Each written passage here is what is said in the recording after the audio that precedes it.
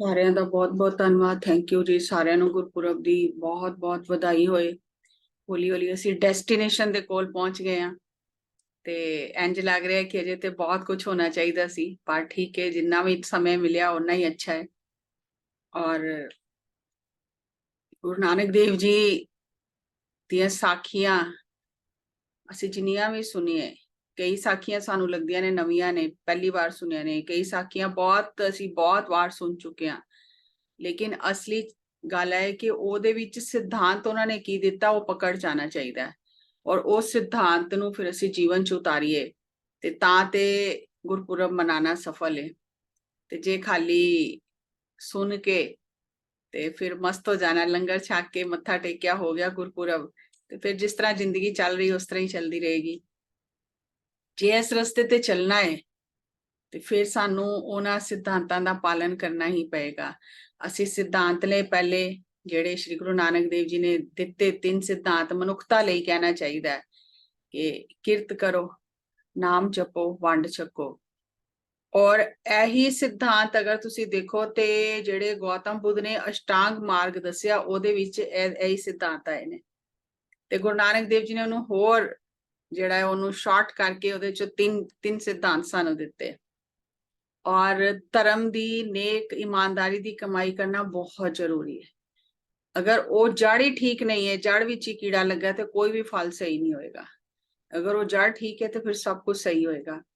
ਤੇ ਇਸ ਵਾਸਤੇ ਸ਼੍ਰੀ ਗੁਰੂ ਨਾਨਕ ਦੇਵ ਜੀ ਨੇ ਧਰਤੀ ਦਾ ਭਾਰ ਹੌਲਾ ਕੀਤਾ, ਆ ਕੇ ਲੋਕਾਂ ਨੂੰ ਭ੍ਰਿਸ਼ਟਾਚਾਰ ਚੋਂ, ਅਗਿਆਨ ਦੇ ਹਨੇਰੇ ਤੋਂ, ਪਾਪਾਂ ਦੇ ਹਨੇਰੇ ਤੋਂ ਬਾਹਰ ਕੱਢਿਆ। ਕੱਲ ਤਾਰਨ ਗੁਰੂ ਨਾਨਕ ਆਇਆ, ਸਭ ਤੇ ਵੱਡਾ ਸਤਿਗੁਰ ਨਾਨਕ ਜਿਨ ਕਲ ਰਾਖੀ ਮੇਰੀ, ਗਿਆਨ ਧਿਆਨ ਕਿਛ ਕਰਮ ਨਾ ਜਾਣਾ, ਸਾਰ ਨਾ ਜਾਣਾ ਤੇਰੀ। ਅਸੀਂ ਆਪਣੇ ਗਿਆਨ ਨਾਲ, ਧਿਆਨ ਨਾਲ, ਅੱਛੇ ਕਰਮਾਂ ਨਾਲ ਅਸੀਂ ਸੋਚੀਏ ਅਸੀਂ ਪਰਮਾਤਮਾ ਨੂੰ ਪਾ ਲਈਏ। ਅਸੀਂ ਮਿਹਨਤ ਜ਼ਰੂਰ ਕਰਨੀ ਹੈ, ਲੇਕਿਨ ਮਿਲਣਾ ਉਹਨੇ ਆਪਣੀ ਕਿਰਪਾ ਨਾਲ ਹੀ ਹੈ, ਆਪਣੀ ਖੁਸ਼ੀ ਨਾਲ ਮਿਲਣਾ। ਜਿਸ ਵੇਲੇ ਉਹਦੀ ਨਜ਼ਰ ਹੋ ਗਈ ਫਿਰ ਉਹਨੇ ਮਿਲ ਜਾਣਾ। ਅਸੀਂ ਇਹ ਸੋਚੀਏ ਕਿ ਅਸੀਂ ਬਹੁਤ ਅੱਛਾ ਕੀਤਾ, ਗਿਆਨ ਧਿਆਨ ਔਰ ਕਰਮ ਕਰਕੇ ਪਾ ਲਿਆ, ਨਹੀਂ, ਉਹਦੇ ਨਾਲ ਉਹਦੀ ਅੰਤ, ਉਹਦਾ ਥਾ ਨਹੀਂ ਪਾਇਆ ਜਾ ਸਕਦਾ।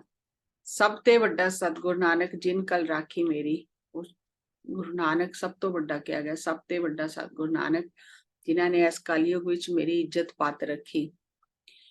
ਅੱਜ ਅਸੀਂ ਇੱਕ ਦੋ ਟੌਪਿਕ ਹੋਰ ਲਵਾਂਗੇ ਕਿ ਕਰਮ ਕਾਂਡ, ਜਿਹੜੇ ਅਸੀਂ ਸਿੱਖ ਲੈਂਦੇ ਆ ਰੀਤੀ ਰਿਵਾਜ ਕਰਮ ਕਾਂਡ ਕਰਨੇ, ਔਰ ਉਹਨਾਂ ਦਾ ਮਤਲਬ ਕੀ ਹੈ, ਉਹਨਾਂ ਦਾ ਅਰਥ ਕੀ ਹੈ, ਬਿਨਾਂ ਉਹਨਾਂ ਨੂੰ ਸਮਝੇ ਅਸੀਂ ਉਹਨਾਂ ਦਾ ਪਾਲਨ ਕਰਦੇ ਰਹਿੰਦੇ ਆ। ਜਿਸ ਤਰ੍ਹਾਂ ਕਹਿਣਾ ਚਾਹੀਦਾ ਲਕੀਰ ਦੇ ਫਕੀਰ ਬਣ ਜਾਂਦੇ ਆ। ਉਹਦੇ ਸਾਨੂੰ ਸਮਝ ਆਏ ਚਾਹੇ ਨਾ ਆਏ, ਲੇਕਿਨ ਅਸੀਂ ਲਕੀਰ ਦੇ ਫਕੀਰ ਬਣ ਕੇ ਤੇ ਅਸੀਂ ਉਹਨਾਂ ਕਰਮ ਕਾਂਡਾਂ ਨੂੰ, ਉਹਨਾਂ ਚੀਜ਼ਾਂ ਨੂੰ ਅਸੀਂ ਕਰਦੇ ਰਹਿੰਦੇ ਆ। ਤੇ ਸ਼੍ਰੀ ਗੁਰੂ ਨਾਨਕ ਦੇਵ ਜੀ ਜਿਸ ਵੇਲੇ ਯਾਤਰਾ ਕਰਦੇ ਕਰਦੇ ਗਏ ਤੇ ਨਦੀ ਦੇ ਕਿਨਾਰੇ ਇੱਕ ਸਾਧੂ स्नान करके लकड़ियां धो के चूल्हा बना के, और जिस तरह पहले जमाने च करते सी, अज भी करते होंगे कई लोग, और चौके के आस-पास एक लकीर बना देंगे सी कि ऐ लकीर दे अंदर कोई ना आए, ऐ चौका साडा पवित्र हो गया, हुण इहदे च कोई पैर ना रखे। ते लकड़ियां धो के चूल्हा बना के फिर वो अपना लंगर बनाते सी।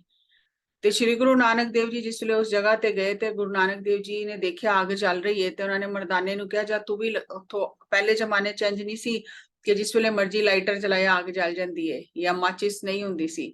ਲੋਕ ਅੱਗ ਨੂੰ ਸੰਭਾਲ ਕੇ ਰੱਖਦੇ ਸੀ, ਤੇ ਅਗਰ ਅੱਗ ਬੁਝ ਜਾਏ ਤੇ ਫਿਰ ਕਿਸੇ ਕੋਲੋਂ ਲੈ ਕੇ ਆਉਂਦੇ ਸੀ, ਉਹ ਜਲਦੀ ਰਹਿੰਦੀ ਸੀ। ਤੇ ਕੋਈ ਅੱਗ ਜਿਹੜੀ ਹੈ ਉਹਨੂੰ ਥੋੜੀ ਥੋੜੀ ਮੱਠੀ ਮੱਠੀ, ਧੀਮੀ ਧੀਮੀ ਜਲਦੀ ਰਹਿੰਦੀ ਸੀ ਅੱਗ ਚੁੱਲ੍ਹੇ ਵਿੱਚ, ਤੇ ਫਿਰ ਉਹਨੂੰ ਹੋਰ ਲੱਕੜਾਂ ਪਾ ਕੇ ਉਹਨੂੰ ਤੇਜ਼ ਕਰ ਲੈਂਦੇ ਸੀ।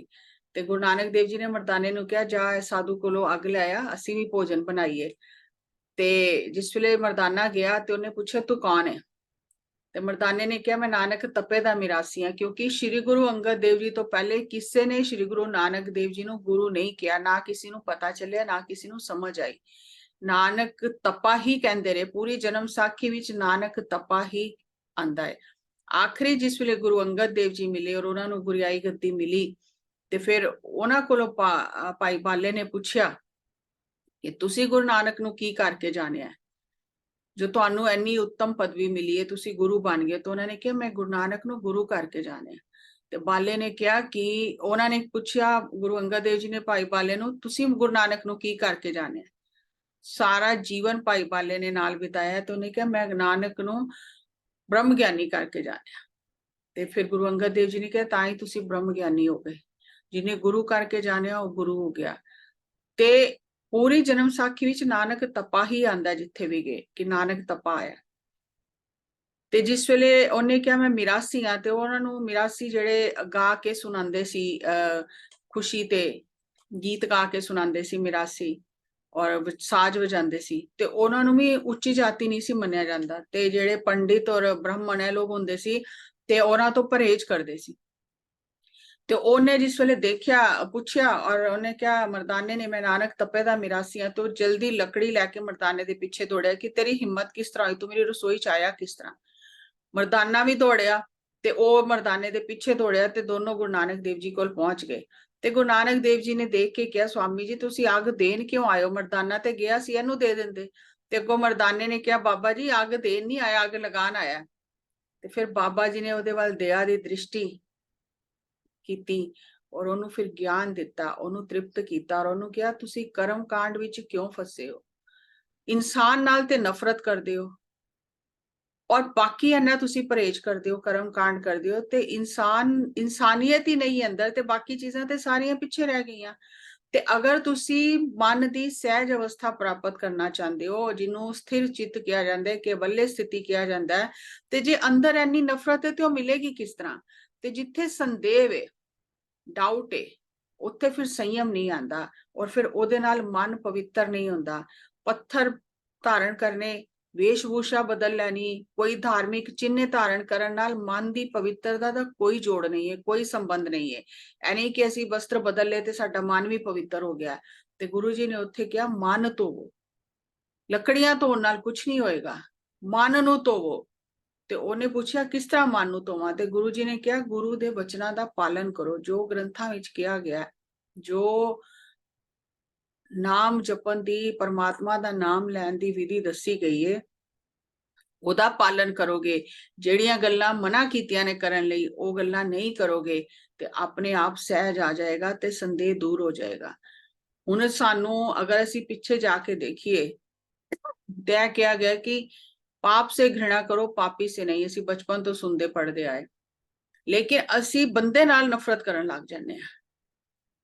ਤੇ ਉਹ ਨਫ਼ਰਤ ਜਿਹੜੀ ਹੈ ਉਹ ਫਿਰ ਸਾਨੂੰ ਸੱਚ ਦੇ ਮਾਰਗ ਤੇ, ਅਧਿਆਤਮ ਦੇ ਮਾਰਗ ਤੇ ਜਾਣ ਨਹੀਂ ਦਿੰਦੀ ਹੈ। ਕਿ ਕਹਿੰਦੇ ਨੇ ਕਿ ਉਸ ਵੇਲੇ ਸੰਤ ਕਹਿੰਦੇ ਸੀ, ਅੱਜ ਵੀ ਕਹਿੰਦੇ ਨੇ, ਕਿ ਅਗਰ ਤੇਰੀ ਕਿਸੇ ਨਾਲ ਨਾਰਾਜ਼ਗੀ ਹੈ, ਤੂੰ ਕਿਸੇ ਦਾ ਮਨ ਦੁਖਾ ਕੇ ਗੁਰਦੁਆਰੇ ਜਾਂ ਮੰਦਿਰ ਆਇਆ ਹੈ, ਤੇ ਕੋਈ ਫਾਇਦਾ ਨਹੀਂ ਉਹਦਾ। ਜਾ ਕੇ ਪਹਿਲੇ ਉਹਦੇ ਕੋਲੋਂ ਮਾਫੀ ਮੰਗ ਕੇ ਆ, ਉਹ ਤੈਨੂੰ ਮਾਫ ਕਰ ਦੇਗਾ, ਤਾਂ ਤੇਰਾ ਮਨ ਲੱਗੇਗਾ। ਤੇ ਤੂੰ ਜੇ ਝਗੜੇ ਪਾ ਕੇ, ਨਫ਼ਰਤ ਕਰਕੇ, ਤੇ ਤੂੰ ਸੋਚੇ ਮੈਂ ਮੰਦਿਰ ਗੁਰਦੁਆਰੇ ਆ ਕੇ ਤੇ ਮੇਰਾ ਮਨ ਲੱਗ ਜਾਏ, ਤੇ ਮਨ ਨਹੀਂ ਲੱਗ ਸਕਦਾ।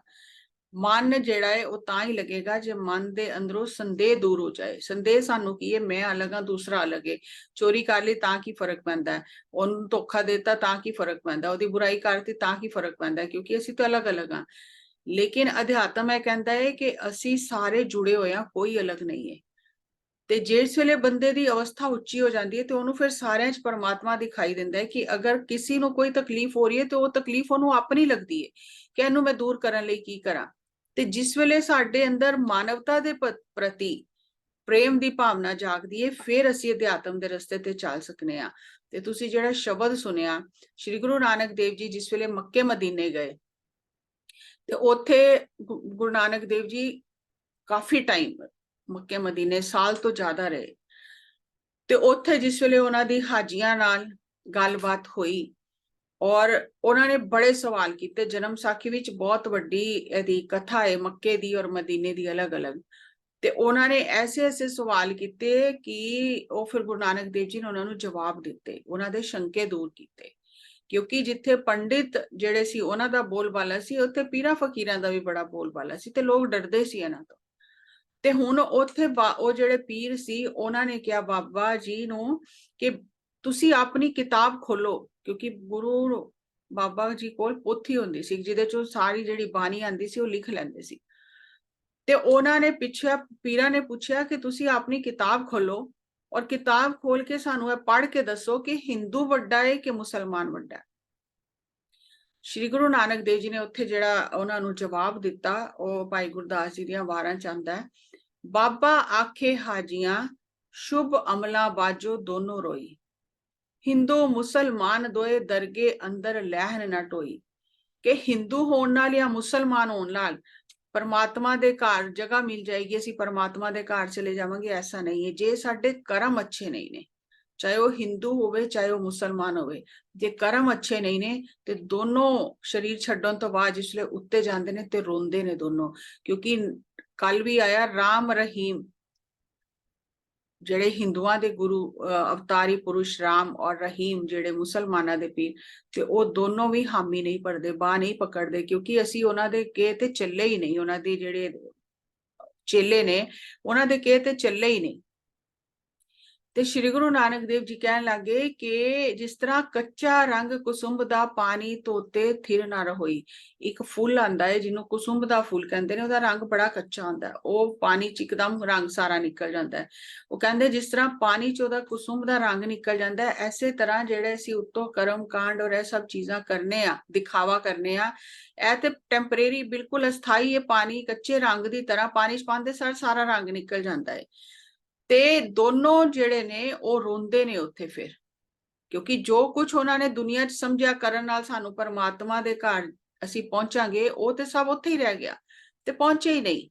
ते इत्थे है नहीं कि श्री गुरु नानक देव जी हिंदुआं नू और मुसलमानां नू कह रहे ने ते सिख इहदे चों बच गए, सानू थोड़ी कहा। नहीं, मानवता वास्ते उसूल ओही ने। जेड़ा भी श्री गुरु नानक देव जी दी बाणी सुन के वचन सुन के उहदे ते चलदा सी, ओही श्री गुरु नानक देव जी दा सिख है, तां ही सिख किया गया। ते वो कह रहे ने कि वो कच्चा रंग ते उसे वेले उतर जाएगा, शरीर छड्डदे सारी वो रंग उतर जाएगा। करन बखीली आप विच राम रहीम एक थाए खलोई। राम और रहीम एक ही जगह ते ने, लेकिन उन्हां दे मनन वाले एक दूसरे दी निंदा करके लड़दे रहंदे ने आपस विच, ते एक दूजे नू बुरा भला कहंदे ने। लेकिन परमात्मा दे घर ते सारियां शक्तियां एक ही ने। राह शैतानी दुनिया गोई, ए जिहड़ी शैतान दा रस्ता पकड़िया दुनिया ने, ते ए बेकार जिहड़ियां चीज़ां पकड़ियां ने, ए सब शैतान दे रस्ते ने। दुनिया शैतान दे रस्ते ते चल रही है, परमात्मा दे रस्ते ते नहीं चल रही। श्री गुरु नानक देव जी जिस वेले उत्थे मक्के मदीने च बहुत सवाल हुए और बहुत सारे ਇਹਦੇ प्रश्न उत्तर ने, लेकिन मैं समय के हिसाब नाल एक दो ही ले ने ਜਿਹੜੇ ਸਾਡੇ ਲਈ बहुत जरूरी ने जीवन च जानने और उतारने। हुण उत्थे उन्हां पीरां ने पुछया कि तुसी कह रहे हो कि दोनों रोंदे ने उत्थे, ते फिर की करिए जे रोईए ना? ऐसा की करिए? अगर यह कच्चा रंग उतर जाना है तो फिर सही रंग केड़ा है? की करिए जो असी सानू रोना ना पे? उत्थे श्री गुरु नानक देव जी उन्हां नू कहंदे ने कि जिस वेले आत्मा धरती ते आन लगती है और आत्मा नाल 5 एलीमेंट जेड़े 5 तत्व आंदे ने, और नाल ओदे 5 कर्म इंद्रियां और 5 ज्ञान इंद्रियां आंदियां ने, ताकि आत्मा जिहड़ी है वो संसार ते अनुभव लै सके। और जिस वेले आत्मा संसार ते आंदी है ते हुण बचपन विच ते आत्मा जिहड़ी है वो जो एनर्जी उन्होंने ऊर्जा मिलती है श्वासां नाल, वो सीधी आत्मा तक पहुंचती है, आत्मा जागी रहती है। लेकिन ज्यों ज्यों संसार विच जांदा है आत्मा त्यों त्यों सोन लग जाती है, और मन जिहड़ा है, आत्मा ते पर्दा पै जांदा है, सोंदी नहीं आत्मा, आत्मा ते पर्दा पै जांदा है ते मन हावी हो जाता है, ते मन फिर दबा लैंदा है। ते वो कहंदे ने कि ਇਹ ਜਿਹੜੇ ਸਾਡੀਆਂ ज्ञान इंद्रियां और कर्म इंद्रियां ने, फिर मन ਇਹਨਾਂ ਕੋਲੋਂ जो भी काम करांदा है ये करदियां ने, क्योंकि उन्हां दा अपना कुछ वस नहीं है कि असी यह करना या नहीं करना। मन ने जो किया उन्होंने वो करना ही है, ज्ञान इंद्रियां और कर्म इंद्रियां ने वो काम करना ही है।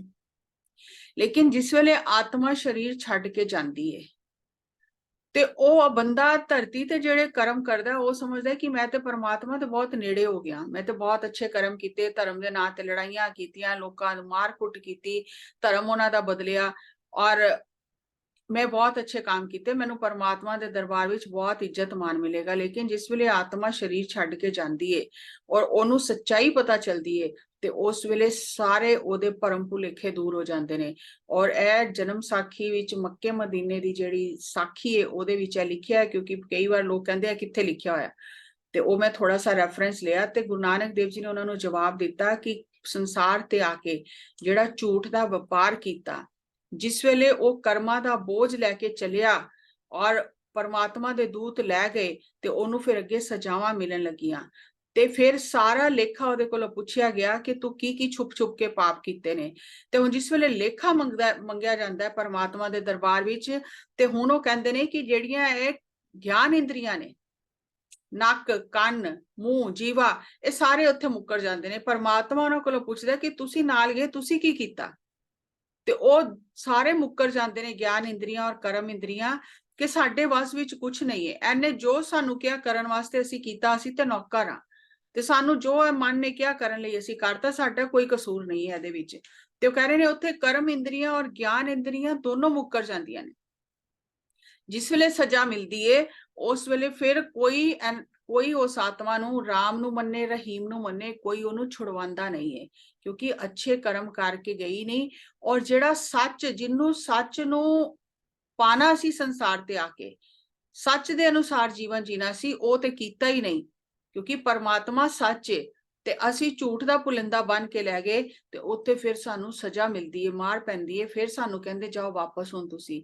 ਤੇ ਰਾਮ ਰਹੀਮ ਦੋਨੋਂ ਬਾਹ ਨਹੀਂ ਪਕੜਦੇ, ਕਿਉਂਕਿ ਉਹ ਤੇ ਸੱਚ ਦੇ ਸਾਥੀ ਨੇ, ਤੇ ਸੱਚ ਤੇ ਅਸੀਂ ਲੈ ਹੀ ਨਹੀਂ ਗਏ। ਤੇ ਫਿਰ ਰੁਕਨਦੀਨ ਨੂੰ ਕਹਿੰਦੇ ਨੇ ਸ਼੍ਰੀ ਗੁਰੂ ਨਾਨਕ ਦੇਵ ਜੀ ਕਿ ਮਰਦੇ ਟਾਈਮ, ਜਿੰਦੇ ਟਾਈਮ, ਸੰਸਾਰ ਵਿੱਚ ਰਹਿੰਦੇ ਹੋਏ ਸੱਚ ਹੀ ਸਭ ਦਾ ਸਾਥੀ ਹੈ। ਔਰ ਜਿਹੜਾ ਸੱਚ ਨੂੰ ਛੱਡ ਕੇ ਝੂਠ ਦਾ ਵਪਾਰ ਕਰਦਾ ਹੈ, ਫਿਰ ਉਹ ਰੋਂਦਾ ਹੈ ਉੱਥੇ ਜਾ ਕੇ, ਤੇ ਉੱਥੇ ਕੋਈ ਕਿਸੇ ਦਾ ਜ਼ੋਰ ਨਹੀਂ ਚੱਲਦਾ ਕਿ ਅਸੀਂ ਆਪਣੀ ਮਰਜ਼ੀ ਨਾਲ ਰਿਸ਼ਵਤ ਦੇ ਲਾਂਗੇ ਜਾਂ ਕੁਝ ਕਰਾਂਗੇ, ਨਹੀਂ। ਉੱਥੇ ਸੱਚ ਦਾ ਨਿਆਂ ਹੁੰਦਾ ਹੈ, ਜੋ ਪਰਮਾਤਮਾ ਕਰਦਾ ਹੈ ਫਿਰ ਉਹਦਾ ਫੈਸਲਾ ਸਾਨੂੰ ਮੰਨਣਾ ਪੈਂਦਾ ਹੈ। ਤੇ ਗੁਰੂ ਨਾਨਕ ਦੇਵ ਜੀ ਕਹਿੰਦੇ ਨੇ ਜਿਹੜਾ ਸਾਡਾ ਮੁਰਸ਼ਦ ਹੈ, ਪੀਰ ਹੈ, ਜਿਹਨੂੰ ਅਸੀਂ ਗੁਰੂ ਮੰਨੇ ਆ, ਉਹੀ ਸੱਚ ਨਾਲ ਸਾਨੂੰ ਮਿਲਵਾ ਸਕਦਾ ਹੈ। ਜਿਹੜਾ ਆਪਣੇ ਮੁਰਸ਼ਦ ਦੇ ਵਚਨਾਂ ਤੇ ਚੱਲਦਾ ਨਹੀਂ, ਜੋ ਮੁਰਸ਼ਦ ਨੇ ਸਿਖਾਇਆ ਉਹ ਸਿੱਖਦਾ ਨਹੀਂ, ਉਹਨੂੰ ਅਮਲਾਂ ਵਿੱਚ ਨਹੀਂ ਲੈ ਕੇ ਆਂਦਾ, ਫਿਰ ਉੱਤੇ ਜਾ ਕੇ ਉਹ ਭਟਕਦੀ ਆਤਮਾ ਉੱਤੇ ਵੀ ਭਟਕਦੀ ਹੈ, ਫਿਰ ਉਹਨੂੰ ਬਾਰ-ਬਾਰ ਧਰਤੀ ਤੇ ਆਣਾ ਪੈਂਦਾ। ਮੈਂ ਇੱਕ ਵਾਰ ਪੜ੍ਹ ਦਿੰਨੀ ਆ। ਕੂੜੀ ਮਜਲਸ ਬੈਠ ਕਰ ਕੀਤੋ ਕੂੜ ਵਪਾਰ, ਜਾਂ ਫਿਰ ਉੱਠੀ ਚੱਲਿਆ ਲੱਦ ਅਥਰਬਨ ਪਾਰ, ਬੰਨ ਚਲਾਇਆ ਅਜਰਾਇਲ ਸਾਥੀ ਸੰਗ ਨਾ ਕੋਏ, ਲੇਹ ਸਜਾਈ ਅਗਲੀਆਂ ਕਿਸੇ ਸੁਨਾਏ ਰੋਏ, ਮਿਲਨ ਸਜਾਈ ਬਹੁਤੀਆਂ ਮਲਕਲ ਮੌਤ ਹਜੂਰ, ਲੇਖਾ ਮੰਗ ਚਿੱਤਰ ਗੁਪਤ ਜੋ ਛਿਪ ਕਮਾਏ ਕੂੜ, ਨਾਸਾਂ ਲੋਇਨ ਮੁਕਰੇ ਤੋਬਾ ਕਰਨ ਪੁਕਾਰ, ਦੇਵਨ ਕੰਨ ਉਗਾਈਆਂ ਅੰਨਾ ਰੂ ਬਿਕਾਰ, ਆਲਤ ਜੇਵਾ ਮੁਕਰੇ ਚੱਖ ਰਖ ਸਾਧ ਬਿਕਾਰ, ਹੱਥਾਂ ਪੈਰਾਂ ਚਾਕਰੀ ਹੁਕਮ ਕਮਾਵਨ ਕਾਰ, ਪੰਜ ਹਵਾਸ ਬਖੀਲ ਸੰਗ ਤੋਬਾ ਕਰਨ ਪੁਕਾਰ। ਉੱਥੇ ਕਾਮ ਕ੍ਰੋਧ ਲੋਭ ਹੰਕਾਰ ਵੀ ਜਾ ਕੇ ਪੁਕਾਰ ਕਰਦੇ ਵੀ ਸਾਡੇ ਵਾਸ ਦਾ ਕੁਝ ਨਹੀਂ ਹੈ, ਅਸੀਂ ਬੰਦੇ ਹਾਂ ਹੁਕਮ ਦੇ, ਹੁਕਮ ਕਮਾਵਨ ਕਾਰ, ਜੋ ਜੋ ਇਹਨੇ ਕਿਹਾ ਅਸੀਂ ਕਰਦੇ ਗਏ। ਰੂਹ ਕਰਨ ਬਦ ਫੈਲ ਬੋ ਰੱਖ ਪਨਾਹ ਰਸੂਲ, ਪਰਮਾਤਮਾ ਦਾ ਨਾਮ ਲੈ ਲੈ ਕੇ ਆਤਮਾ ਦੇ ਉੱਤੇ ਇੰਨੇ ਭਾਰ ਇਕੱਠੇ ਕਰ ਲਏ, ਲੱਗੀ ਮਿਲਨ ਸਜਾਏ ਜਬ ਗਏ ਸੋ ਸਭੇ ਭੂਲ, ਸਾਰ ਕੁਝ ਭੁੱਲ ਗਿਆ ਜਿਸ ਵੇਲੇ ਸਜਾਵਾਂ ਮਿਲਣ ਲੱਗੀਆਂ। ਰਾਮ ਰਸੂਲ ਨਾ ਦਿਸਨੀ ਲੇਵਨ ਰੂਹ ਛੁਟਾਏ, ਸੱਚ ਜੋ ਸਾਥੀ ਸਬਜ਼ ਦਾ ਮੂੜ ਨਾ ਪੱਲੇ ਪਾਏ, ਸੱਚ ਤੇ ਲਿਆ ਹੀ ਨਹੀਂ, ਸੱਚ ਨੂੰ ਤੇ ਕਮਾਇਆ ਹੀ ਨਹੀਂ। ਸੱਚ ਸਿਰੰਦਾ ਪਾਤਸ਼ਾਹ ਆਦ ਜੁਗਾਦ ਸੋਏ, ਹੈ ਸੀ ਹੋਸੀ ਸੱਚ ਹੈ ਅਵਰ ਨਾ ਦੂਜਾ ਕੋਏ, ਦੂਜੀ ਕਾਰ ਬਿਕਾਰ ਹੈ ਪੂਰੀ ਕਿਸੇ ਨਾ ਪਾਏ, ਨਾਨਕ ਆਖੇ ਰੁਕਨਦੀਨ ਸੱਚਾ ਇੱਕ ਖੁਦਾਏ, ਮੋਇਆ ਜੀਵਦਿਆਂ ਸੰਗ ਸਦਾ ਸਾਈਂ ਸੱਚਾ ਸੋਏ, ਸੱਚੇ ਬਾਹਰ ਜੋ ਰਹੇ ਸੋ ਅੰਤੀ ਚੱਲੇ ਰੋਏ। ਜਿਨ੍ਹਾਂ ਨੇ ਸੱਚ ਨਹੀਂ ਪਾਇਆ, ਜਿਹੜਾ ਸਾਥੀ ਸੀ, ਫਿਰ ਉਹ ਆਖਰੀ ਰੋਂਦੇ ਹੋਏ ਜਾਂਦੇ ਨੇ। ਦਰਗਹਿ ਜਾਤ ਨਾ ਜੋਰ ਹੈ ਅਬੇ ਤਬੇ ਨਹੀਂ ਹੋਏ, ਸੱਚੇ ਸੱਚ ਨਿਆਉ ਹੈ ਕਰਤਾ ਕਰੇ ਸੋ ਹੋਏ, ਨਾਨਕ ਮੁਰਸ਼ਦ ਸੱਚ ਹੈ ਦੇਵੇ ਸੱਚ ਮਿਲਾਏ, ਸੱਚੇ ਮੁਰਸ਼ਦ ਬਾਹਰਾ ਪੰਬਲ ਪੂਸੇ ਖਾਏ। ਜਿਨਨੇ ਆਪਣੇ ਮੁਰਸ਼ਦ ਦਾ ਕਹਿਣਾ ਸੁਣ ਕੇ ਉਹਦੇ ਵਚਨਾਂ ਦਾ ਪਾਲਨ ਨਹੀਂ ਕੀਤਾ, ਆਪਣੇ ਗੁਰੂ ਪੀਰ ਦਾ, ਫਿਰ ਉੱਥੇ ਜਾ ਕੇ ਉਹ ਰੋਂਦਾ ਹੈ, ਭਟਕਦਾ ਹੈ। ਤੇ ਇਹ ਜਿਹੜੀਆਂ ਇੰਦਰੀਆਂ ਨੇ, ਇਹ ਵੀ ਉੱਥੇ ਜਾ ਕੇ ਜਵਾਬ ਦੇ ਦਿੰਦੀਆਂ ਨੇ ਕਿ ਸਾਡੇ ਵਾਸ ਦਾ ਕੁਝ ਨਹੀਂ ਹੈ। ਕਰਮ ਇੰਦਰੀਆਂ, ਗਿਆਨ ਇੰਦਰੀਆਂ, ਇਹ ਜਿਹੜੇ ਪੰਜ ਨਾਲ ਕਾਮ ਕ੍ਰੋਧ ਲੋਭ ਮੋਹ ਹੰਕਾਰ ਆਉਂਦੇ ਨੇ, ਇਹ ਵੀ ਉੱਥੇ ਜਾ ਕੇ ਮੁੱਕਰ ਜਾਂਦੇ ਨੇ ਕਿ ਸਾਡੇ ਵਾਸ ਦਾ ਕੁਝ ਨਹੀਂ ਹੈ, ਸਾਨੂੰ ਇਹਨੇ ਜੋ ਕਿਹਾ ਅਸੀਂ ਕਰ ਦਿੱਤਾ ਤੇ ਸਾਡੀ ਕੋਈ ਗਲਤੀ ਨਹੀਂ ਹੈ। ਹੁਣ ਜਿਹੜਾ ਮਨ ਨੇ ਉਹ ਭਰਿਆ ਹੋਇਆ ਹੈ ਬੁਰਾਈਆਂ ਨਾਲ। ਔਰ ਇਹ ਇੱਕ ਤਰ੍ਹਾਂ ਦਾ ਸਲੋ ਪੋਇਜ਼ਨ ਹੈ। ਜਿਸ ਤਰ੍ਹਾਂ ਹੌਲੀ ਹੌਲੀ ਬੰਦਾ ਜ਼ਹਿਰ ਖਾ ਕੇ ਮਰਦਾ ਹੈ, ਜਿਹਨੂੰ ਸਲੋ ਪੋਇਜ਼ਨ ਕਿਹਾ ਜਾਂਦਾ ਹੈ।